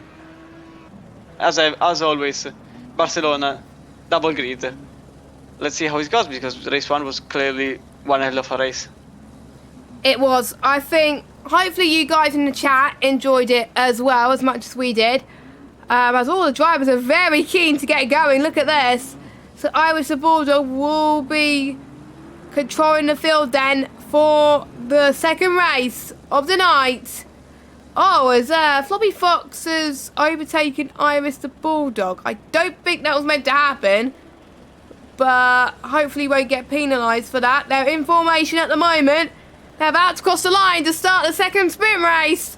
And we are green then. And look who has had a decent start. Look at Samba, who is running away with it at this moment in time. He is now your race leader as they head towards turn 1. Just look at that, he was in 4th place and now he's running towards turn 1 in the lead. I don't know what everyone else was doing. They were caught napping, but Iris the Bulldog trying to fight it back. We got Floppy Fox trying to get past Milden as well. Carmental also a little bit of a fight here as well, but let's just watch the GT3s for the time being as Iris the Bulldog could get the move on to turn 4. Not as close as last time now, but Samba, I was not expecting Samba to pull off a start like that. Probably one of the best starts I've seen this season by any driver. Fact, as Milden trying to fend off Floppy Fox, I think Milden could get P3 unless Floppy Fox has anything to say on the matter. Floppy Fox could get 2 positions here as well, but he does not. Oh my goodness, this could get very, very tense between these two. Floppy Fox does get Milden up into P3. Let's watch the GT4s then. As a commenter is up into Commentaries of grass into the chicane, and Arnaud is gonna get just behind him, and Khalifa is in the right spot in the right place because Khalifa gets both of the Porsche drivers and now he's in 3rd position. No, yes, he is in 3rd position. Philippe Boutali is side by side with Arnaud, so now it's a double side by side towards turn 10 and probably 3 wide. It's gonna be it's a 3 wide because Rageman destroy the field. Huge contact. Carmentalist has spun. Thomas, I think, is having a battle with Eddie. Arnaud is off. Loads of people went off. Carmentalist and Arnaud had a bit of a moment. The top 2 in the championship as well. Arnaud just clipping the glass. Arnaud is off even now because he was in turn 12 and he got spun around. The situation is that effectively the green Audi completely annihilated the grid, unfortunately, and the only survivors were Eddie and Thomas Vieira. And there is an overtake for 4th position with Milden into the Audi. Iris the Bulldog is your race leader, I think. There are so many things going on. There's just so much going on. There was so much happening on the GT4s, GT3s. That is multi-class racing for you folks. Yeah, Samba is P3 now. Samba has dropped to 3rd, Floppy Fox into 2nd place, so whatever happened to Samba, I don't know. There was so much happening in the GT4s, we just could not miss that, unfortunately. But Thomas Vera for the lead of the GT4 into the inside of Eddie. Here comes Thomas then to the right-hand side. I'll let you carry on. Yes, he does. He goes into the turn 4 with the whole car ahead, I think. And Eddie gives up the not really on purpose. Actually, he tries to defend it on the inside, and he goes well. Actually, Eddie doesn't want to give up the first position, and now Eddie's still in front of Thomas Vieira, who I think he let Carpenter's pass just before the start of the race, because he slowed quite a bit before the start, and probably it was a bit of a fair move considering how qualifying went. And now Thomas Vieira, I want to see multiple people at the same time, but I can't. Thomas Vieira into the huge move from Thomas Vieira going into the outside, and he defending the middle of the track, and Thomas Vieira changing direction into the inside of Eddie. That was a majestic move from him. That was pretty much incredible for Thomas. So Thomas is now your race leader in the GT4, but Eddie just got to fight back now at the moment. His helmet is getting a bit of sweat at the moment as they head towards the final corner. It is currently 8:10 in the game at the moment. So an hour behind, obviously, our current time of 9:10 at the moment. Well, 9:12 at the moment, to be fair. As Eddie and Thomas being slightly way faster, 5 tenths faster in that lap as well. So, there's some battles going on in more of the GT4 then. So, Badgerman having a much better race than the first one so far. Turn 1, and as I need to go change cameras as Badgerman's gone off. He's cut the corner. Not ideal for him as Rageman. Is that Rageman? Yeah, that is Rageman that's got past him. So, Badgerman was running in a good position, but he's just gone off a little bit there. But he's got Philip Bourdal for company at the moment, going side by side. Making a bit of contact, but not much harm done at the moment. Badgerman got a podium last week, hasn't able to capitalise on it since, but he could get another one here today. He's in 4th at the moment and could get 3rd.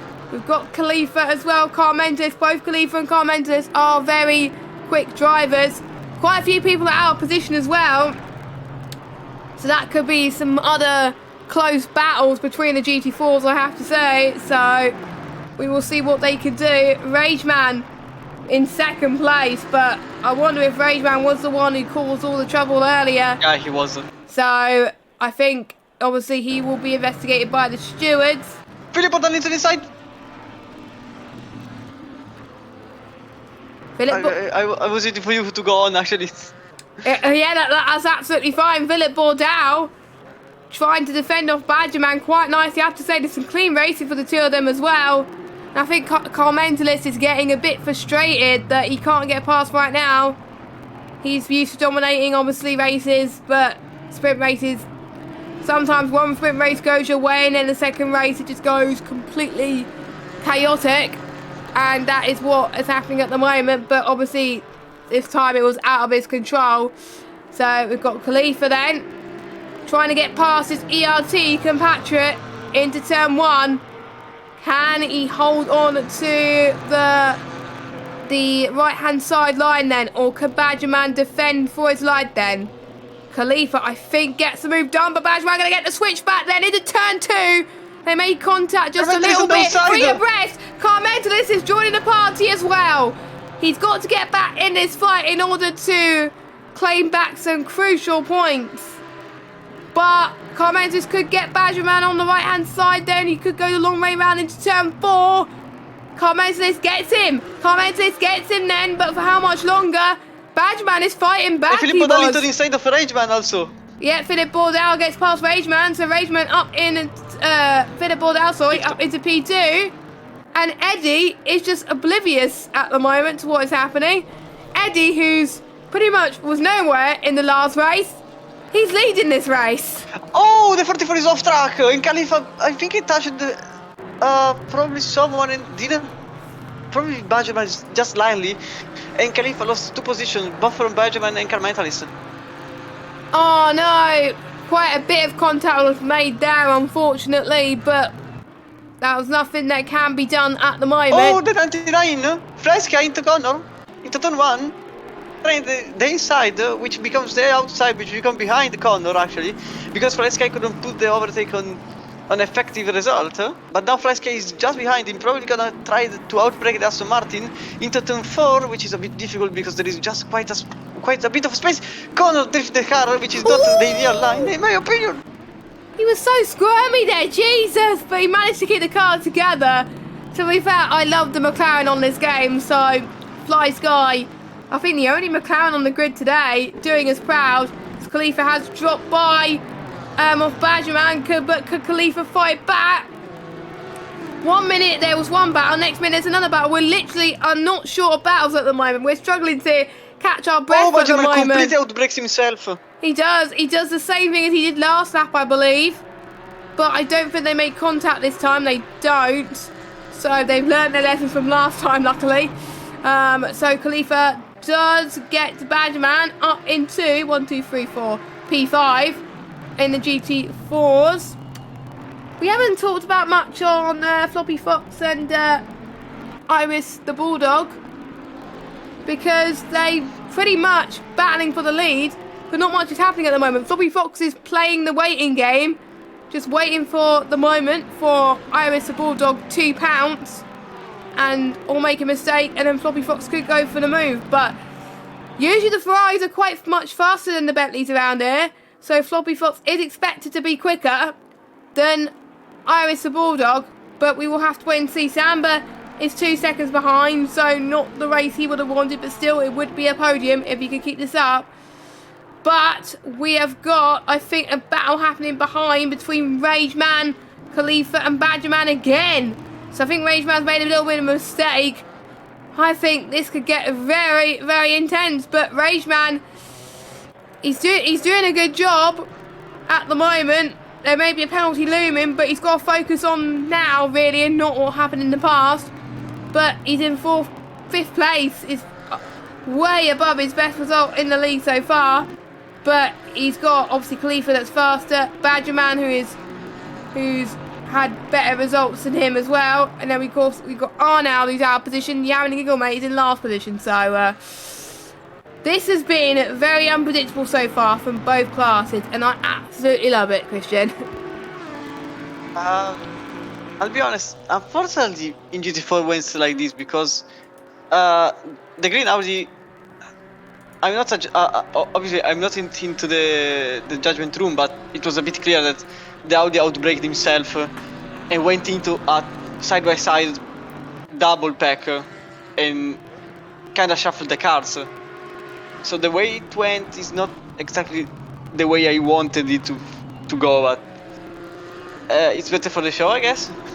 It puts more overtakes. Arnaud is slowly trying to get more and more time back, but it will be very, very hard for him considering he was spinning around in turn 12. And now there is a battle between Khalifa and Rageman for the actual 5th position in class. Because in GT3 it's actually everything is pretty much static. I think everyone wants to get on the finish good instead of before. Before it was more of a sprint race in the first 32 seconds, and most of people have burned the tires completely. In GT4 they are still with the same mentality. Khalifa into the side of the green Audi, trying to launch the car, somehow not hitting it. So somehow, because it was very close by both of them. And now even Badgerman wants to get into the fight for the 5th position, and probably Khalifa will get him. Just on the straight, because apparently the Porsche has 20,000 horsepower more just on the straight. Because the same overtake from Khalifa has been made by every single Porsche around here. Except Philippe Baudal, who now needs to defend for Carmenteris, who has gained a lot of time since the event that shuffled the deck. And now Carmenteris is trying to get into P3, into Philippe Baudal. And then there is Edin Thomas Vieira with a 6 seconds gap, alone in the... I would say in the west, but I don't know where the west is in this track, so I will just say alone in the sunset, I guess. It's alright. Alone into the sunset. That is a good saying. You said that right.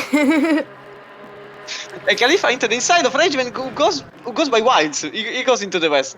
He goes by Wilds, and now he has to defend towards the Badgerman's Aston Martin, but he's too late because he was already too far into the left, and could defend into the Aston Martin, who's now getting to the inside of the green Audi in turn 4, but the Rageman doesn't want to surrender, and instead he does. And Benjamin gets into, I guess, just now ahead of Rageman, who lost 2 positions in the same corner. And now the order is Thomas Vera, Eddie Bodal, Carmentelis, Khalifa, Rageman, Benjamin, and Arnaud, and you have a Gigglemaid in last place in GT4. Quite a few people have been out of position though, and they've been finding it quite difficult to fight back as well. Imagine what they would have done if they weren't out of position. I'm sorry, I can hear someone's tablet in the background, so I'm going to shut my door. But there is, I think, Badgerman trying to close in on Khalifa.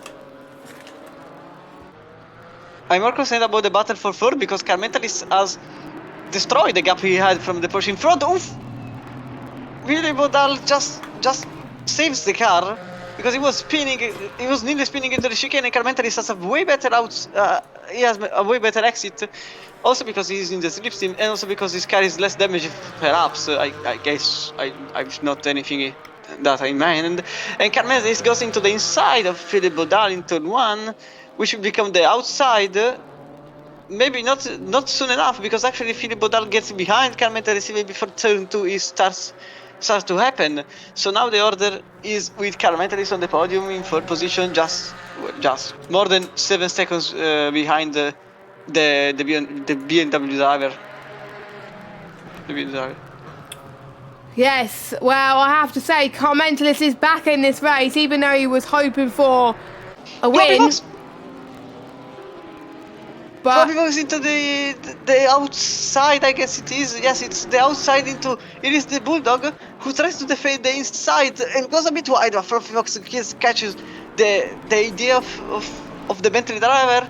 Tries the switchback move. Oh my it was goodness! just a bit of flag. It was just a bit of flag, nothing to worry about. Netcode. And yeah, it lagged even for me. So nothing really happened. Thanks Assetto Corsa server for ruin our arse again. Halfway into the race, and now it's a free weight battle because apparently it's the Bulldog Floppy Fox battle way too hard, and now the Porsche driver is just behind them. Bring it on, and we saw like this in the last race, didn't we, Christian? With the top 2 just fighting. Oh, drive through for Connor. Track limits now. It's not like in Formula 1. If you get too many track limit warnings, you get a penalty. If you get too many track limits on ACC, and if it's serious enough, you do get a drive through. That is quite. It's one of the less serious penalties. The more serious penalties is a 30-second stop go.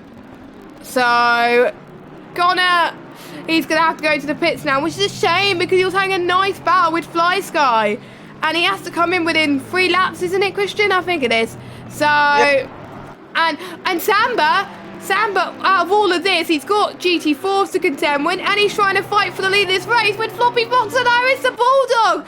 This is a replica of what we saw in the last race with Samba in P3. That goes into the inside. Samba's in the middle. Again. Samba is in the middle, into the inside actually. Little touch between the 2 drivers, and Samba gets into the P2 for some reason still unknown to the universe. And now Samba puts himself into P2, just meters behind the Bentley driver. Wow! In the middle of the pack. Samba, what a move! What a move! He's been making brilliant moves this race so far. That start, but I think he's fighting back because obviously he was in the lead of this race at one point, and he's very keen to get past Iris the Bulldog now. And I think Samba's now starting to have a belief that he can get the move done. So we'll ride on board. I think let's go on board with Floppy Fox, because I think we could see the battles a bit more if we can for that. So we'll see. It is getting quite dark as well, with the clouds coming down as well. The clouds are quite dark actually, but I don't think it's going to be rain. And Samba has gone a bit very deep as well, lay on the brakes, and he got past Iris the Bulldog on a move that he can't possibly do necessarily, and he did that. And here we go, Floppy Fox to the inside as well, into the chicane as well. This is all turning on its head right now. Oh no! Oh! Floppy Fox has made contact with Philip Bourdais, I believe. Oh my goodness, it has turned on its head. Oh no. This has gone from good to worse for Floppy Fox, which is a bit of a shame, but Samba is now your race leader. I have the Bulldog in second.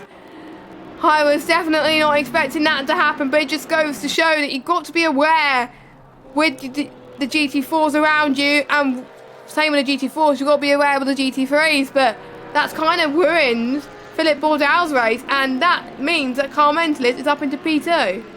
And now Philippe Bourdal has made a beautiful overtake on Khalifa, actually. Khalifa tried to defend the outside, but apparently Philippe Bourdal had more speed into turn 2 into the outside himself. So it was a battle of who had more outside, I guess. And Philippe Bourdal just lost a position, but I think Floppy Fox completely removed the brake marker in his head and went straight into the Porsche, which was a bit of... Oh, Philippe Bourdal has been taken out again by the McLaren. Oh! Big crash, disastrous crash for 3 of them because the Aston Martin and the 2 Porsche are off. What was it, Khalifa? Yep. There's just so much chaos happening at the moment with the GT4s. And the 22 is off again. Regman is off again. He's completely off. I think he's retired. Yep. He's given up, unfortunately, but he has to stay in the lobby though. Otherwise, you will get penalised for that. But yeah, I thought the first race was crazy enough, but so much more has happened in the second race. But I think the drivers seem to be more involved in incidents compared to the first race. So I'm guessing that I wouldn't want to be in the steward's position right now, because the steward's office is going to be very, very busy. So best of luck to the stewards, not gonna lie. But we got Iris the Bulldog, who is closing in on Samba ever so slightly. Can he close in enough with 10 minutes to go? We'll see. Floppy Fox in third. Apex Rogue in fourth. Who was is he? Wait, I'm just trying to see if he was... Yeah, he was lapping Eddie. Okay, so he's lapping Eddie. So Thomas is leading this race in the GT4s. Eddie in P2. Carl Mentelis in P3. Yeah, Dexter's not liking the fact that about these incidents at the moment, but there we go.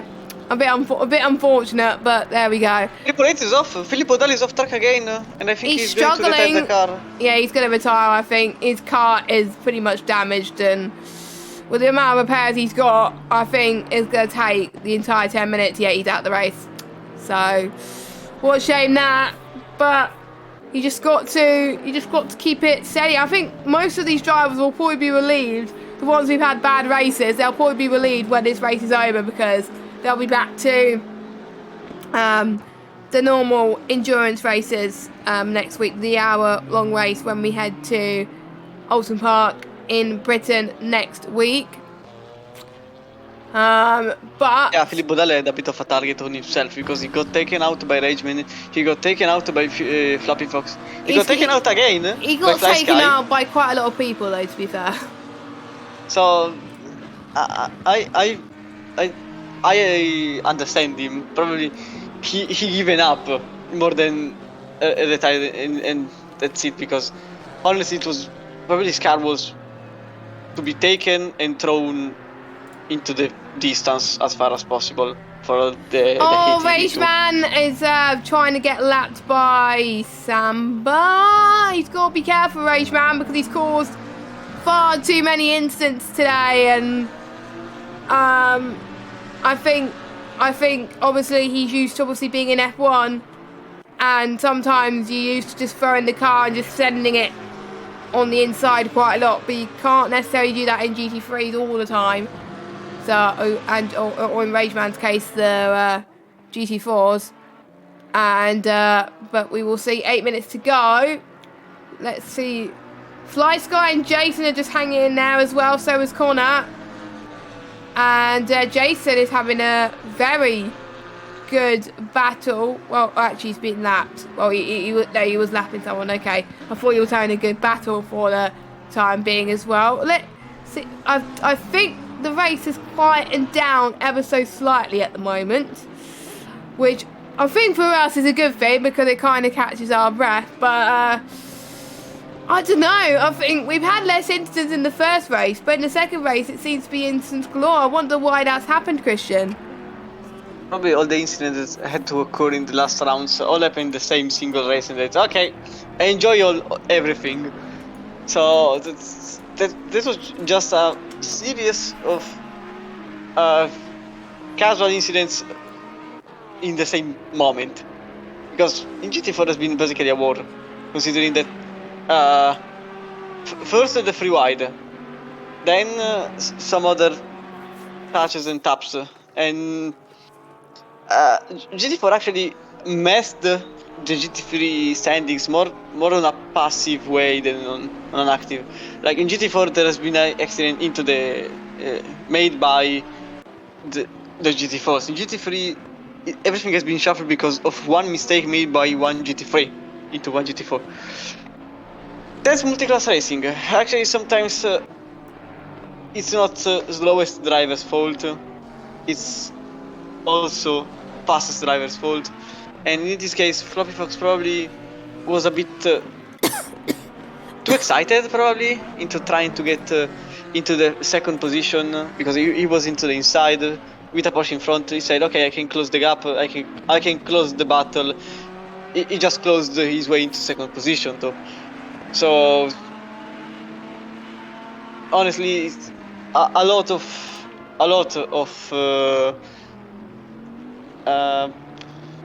not nervousness, but mostly they had it too much to close everything, because it's a short race. Obviously, short race means that you don't have all the time in the world. Every single moment counts. You have about 16 laps, I guess. 18 laps is probably going to be. So having the chance on one lap to get into the first or second position, it's great. You pump yourself up. You say, okay, I can do it, and then you see that the car in front of you has 150 horsepower less than you and no aerodynamic at all, and you understand it too late when you are already into the back of him. Still a podium position for him, with Rogue just behind. Rogue, considering that he finished first, it's a bit of a downgrade for him. Then there is Milden, Fly Sky, who, well, made Philip Bodal quit. Jason, Connor with a drive-through. Well, I expected more drive-through, considering that Catalonia has some weird track limits, especially into the chicane, that if you put 1 millimeter into the inside, you instantly get a drive-through and you can't reject it, because, well, it applies instantly the moment you go out. And also turn 10. Then in GT4 we have Thomas Vieira, Eddie with AP2. That is probably not going to be hurted by Carmenta. He's still 3 seconds behind, but he has 4 minutes left to go. So unless he pulls up 1 second a lap, 1 second a minute actually, so probably 2 seconds a lap. It's a bit difficult, but well, Eddie can still do a mistake. So you never know. Then there is Khalifa, who survived everything. Arnaud, that just overtook Badgerman, just some laps ago, and is now into the fight for the 4th position, maintained by Khalifa. He's currently 2 seconds behind, gaining some time as the time passes, even because he got spun around in turn 12, and trying to get into the track, he spun around another time. So actually he lost about 15 seconds from that moment. Doing some rough calculation, it will even be ahead of car mentalist if nothing happened in that moment. But races are not decided on a chess. You have to fight for having the places, and unfortunately sometimes it just goes everything against you, and that's one of those times for some drivers. But altogether, I think that Floppy Fox actually didn't surrender at all. He managed to gain a second, and Iris the Bull lost. I think Iris the Bulldog lost a second because he was 2.5 and now he's 3.3, and Floppy Fox was respectively 2.5 and now it's 1.7. So probably Iris the Bulldog made a mistake somewhere in first sector. I suspect in turn 4 And the tires are such. Well, not him, but it's the same thing that happened in race 1. In the last minutes, he doesn't have the same speed. In fact, Floppy Fox just managed to get another 3 times into the Bentley of the Greek driver. With it is the Bulldog losing again some time from Samba, so probably the battle for P2 is not over yet. With 2 laps to go, it's going to be, yes, 2 laps to go, and last sprint towards the end. We are seeing as well with the GT3s, Samba's being almost pretty much a second quicker than Iris the Bulldog, so maybe Iris the Bulldog is more suited to the warmer conditions compared to obviously the cooler conditions, so that's probably why also he struggled in the wet last week, where I can't remember where we were last week, Mazzano, that was it, Mazzano last week in the wet. Quite interesting. Don't forget the weather is set to random, so we could have rain towards the end of the season. You never know. Dexter, Milden, if you're watching this, well, if Milden's watching this back, can we have some rain again at some point during the season? That would be lovely. I know you can't manufacture rain because the rest of the season is random, but there we go. So Iris the Bulldog is losing a bit of time to Samba, so I think it could be quite a miracle for him to get into P1, but you never know. Samba could make a mistake. I think the closest battle we could see at the moment is between Connor and Jason for the GT3. We've also got Arnold and Khalifa for the GT4s. And obviously Eddie is not close enough to Thomas to do anything about it as well. So I think it's just between those few people just to get the last few battles in at the moment. So Samba will be crossing the line for the penultimate time, and he will be on his final lap of the race. It went his way at the start as well. Let's hope he doesn't celebrate early. He doesn't celebrate early, that is good. We'll talk a little bit about that in a minute. So let's watch Arnold and Khalifa then on the final lap, as this could get quite tense actually towards, I think it's the final few corners. I think some people could go a bit wide there as well, these two.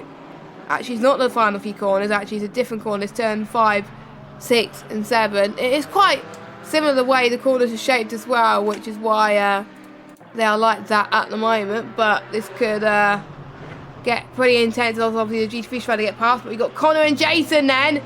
Connor's found a bit more time on Jason in that lap then as well, and he's got a GT4 right behind right in front actually of Thomas, who is trying to, obviously he's going to be leading the race, going to be 3 wide. The GT4, oh my goodness, is going to get quite feisty because you don't want to be in each other's battles.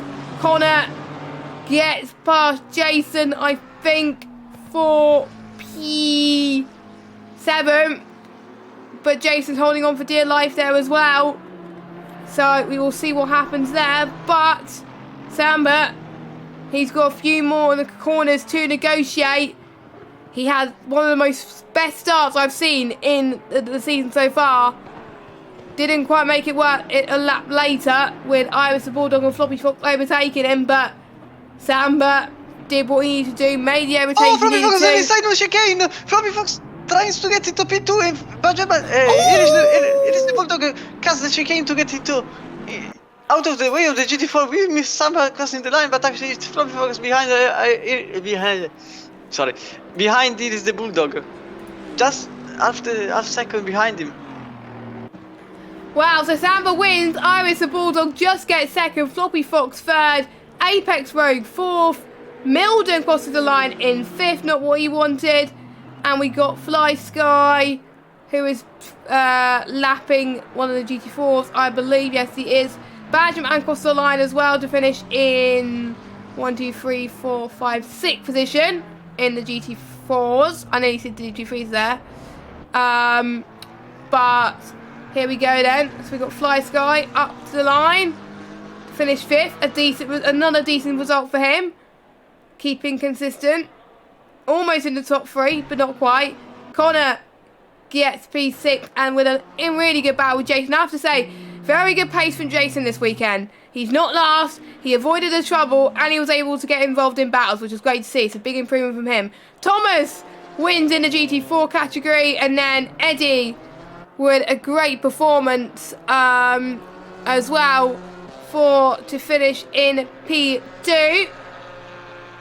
So a much better race for Eddie. So many decisions for driver of the day. It's going to be so hard to choose. Can't mention this will come across the line in third.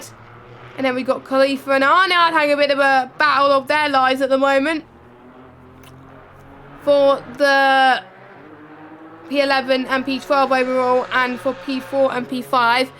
And again, Khalifa will finish in P4.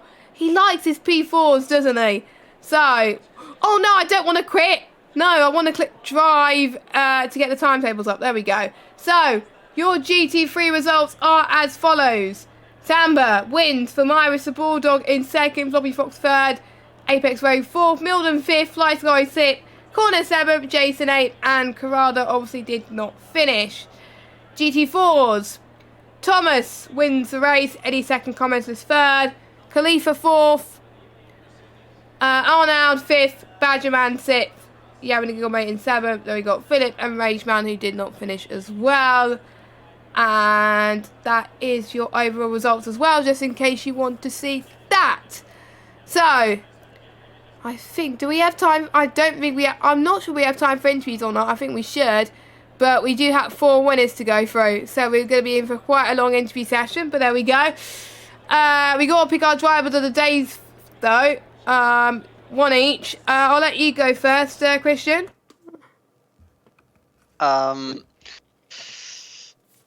It's hard. If I have to decide between among everyone, there are too many names I want to mention. Also because I'm quite indecisive between Thomas, who made 2 races in, quite frankly, obliterating the field, and it is the Bulldog who, well, managed to put up a great races, but I think I'm gonna put Thomas Vieira for driver of the day because of races and the result obtained. Because it is the Bulldog made up incredible races, but the results were not what he wanted. It was so hard for getting both time P2. So it's a bit of a sad ending for him, actually. What was your question? How was it going from last to second in 1 lap? Nice question there. So, I mean, I can do it in the M too. I can write it. I can't even do that. It's very, very tough on who I think is going to get driver of the day. But I'm going to have to give it to Samba, because that start in lap 1, I have to say, was insane. And he just missed out on the win in race 1, but he recovered in race 2 to get the win. And my question for Samba is, how important is it to keep your focus between one race to the next? I think that those words didn't make sense, but anyway, that is my question. So, who should we start with? Let's start with race 1. And we'll start with Apex Rogue, who got the win in the GT3s in race 1. It seems like a long time ago. So, Apex Rogue, can you hear us? Hello. Hello. Let's talk about race 1, because that's where you got the win as well. You got 5th last week. You got the race 1 win this week, and you got pole as well. It seemed that race 1 went your way. How did you feel about that? Because you seem to be very, very happy in the Twitch chat. Yeah, I was very surprised. It's another instance, the same as round 1, where I was just like over a second faster again, and I don't know what I'm doing in practice. It's messing me. I was very, very surprised, and then I thought Iris was gonna get me that entire race. He was just on me the entire time. Fortunately, Samba came along and just took him away from me. But I made a split decision at the end of the qualifying. I decided to stay on my qualifying setup because it was just so much faster than the race one I've been using. and thankfully it ended up working for the first race. Yeah, as well, obviously you were keeping Iris the Bulldog behind as well. That was quite tense, wasn't it? Yeah, it's really good battling him. He's really fun to race against. There was once or twice that we had a bit of contact, but it wasn't enough to mess either of us up. So it was good fun. So it was. Yeah, it seems like you enjoyed. Obviously, we won't talk about what happened in the second race because obviously you didn't go well for you there. But we go to Alton Park next week. We're trying to keep the interview short because we got twice the amount of people to interview this week. Alton Park next week. How are you feeling about that? And do you still think you can win the championship? I don't know about the championship, but I know that I do enjoy Alton Park. So hopefully that I enjoy the track, I can convert that into good lap times. But it just depends. I never done it with the R8. I'm pretty sure I was only in the 720S. I never have drove Alton Park, so it's going to be interesting. Brilliant. So we'll let you go. Congratulations, our winner from race 1 in the GT3's Apex Rogue. Right then, so let's move on to race 2 then, because I don't think our mentor's going to be joining us tonight. I think we'll just do GT4s next because Thomas has been waiting very patiently for going into the interview room. So, Thomas, can you hear us?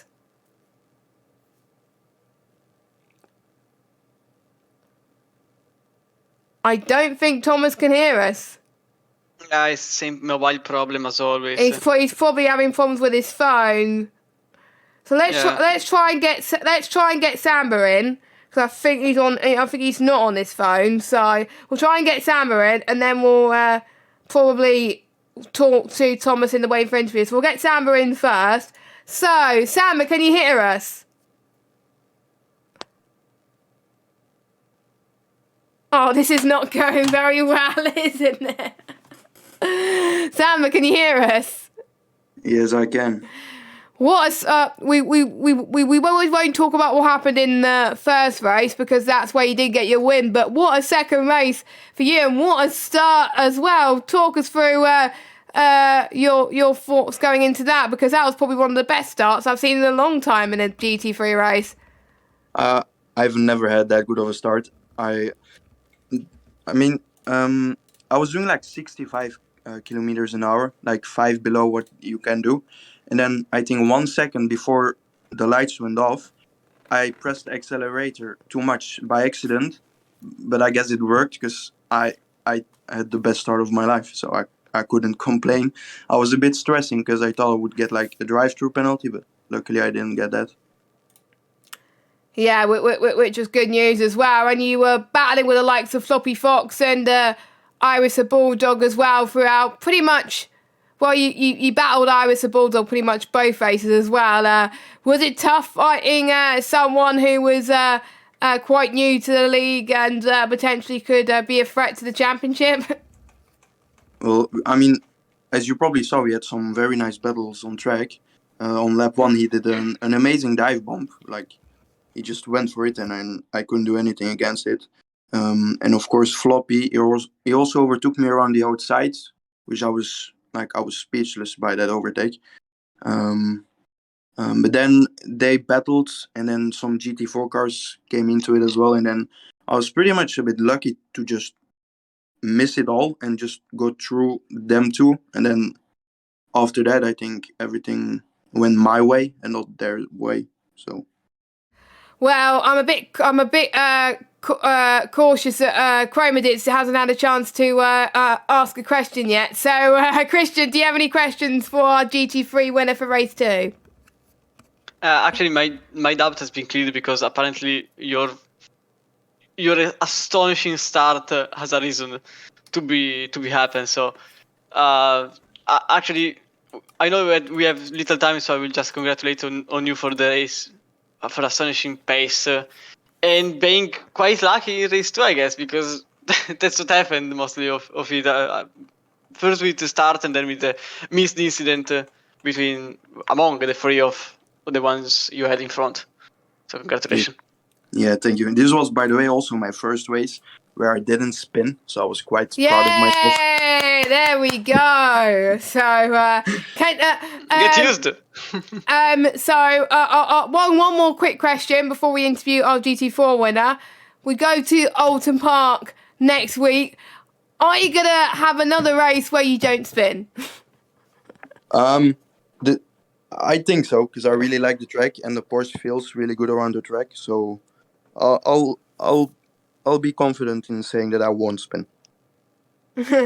There we go. Absolutely lovely. So, Samba, congratulations on your second win of the season as well. So, brilliant stuff. So, I think... Thank you. So, well done. I'll let you go and celebrate. So, Christian, that's all right. I think we have to do the same to what we did for other people who are on phones. We are going to go in ourselves into the Rainford interview room to see if it works. So, we're just going to go in there now, if you'll let us.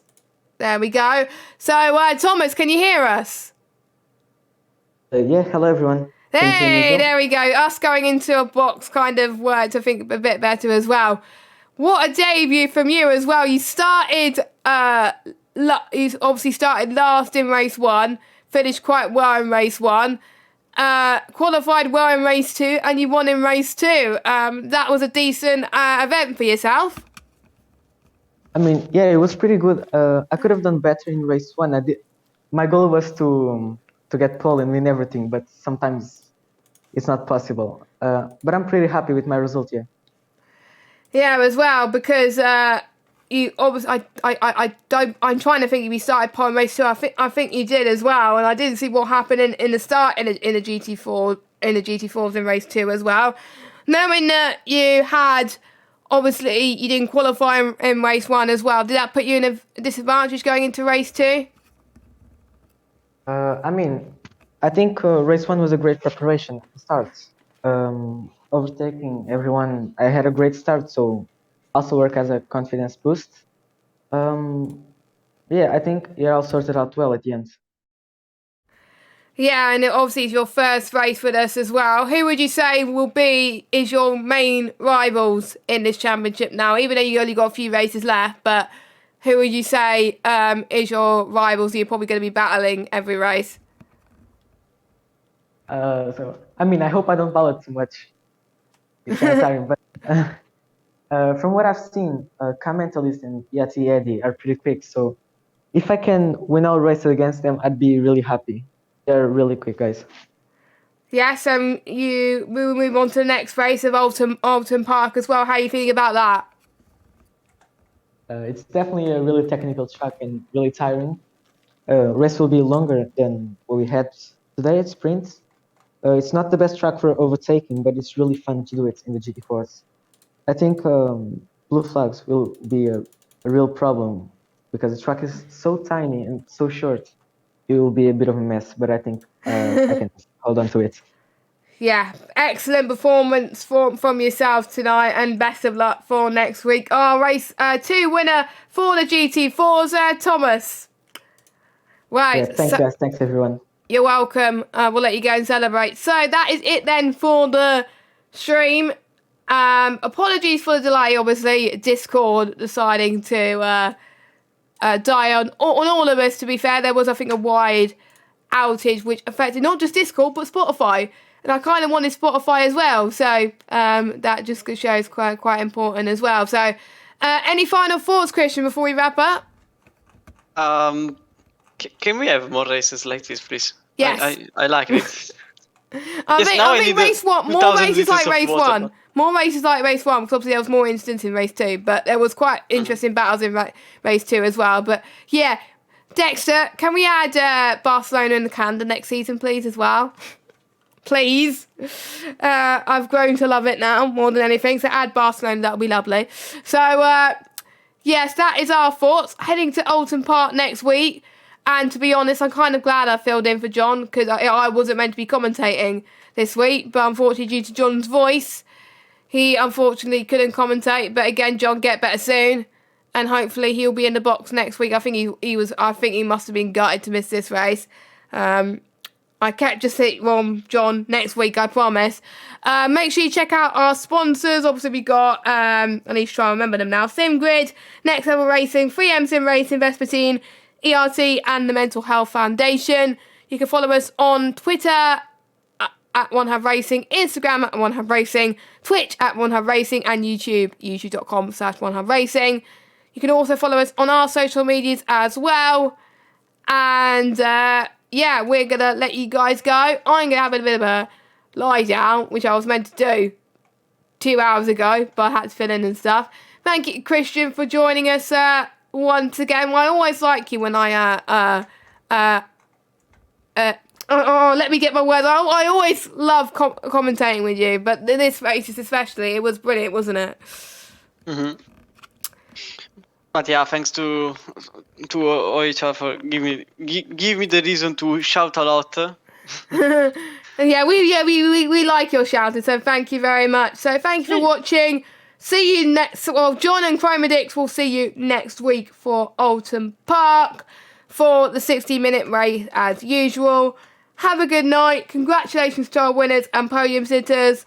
And we will see you next week. Have a good evening. Goodbye. Good luck. Yeah, good night.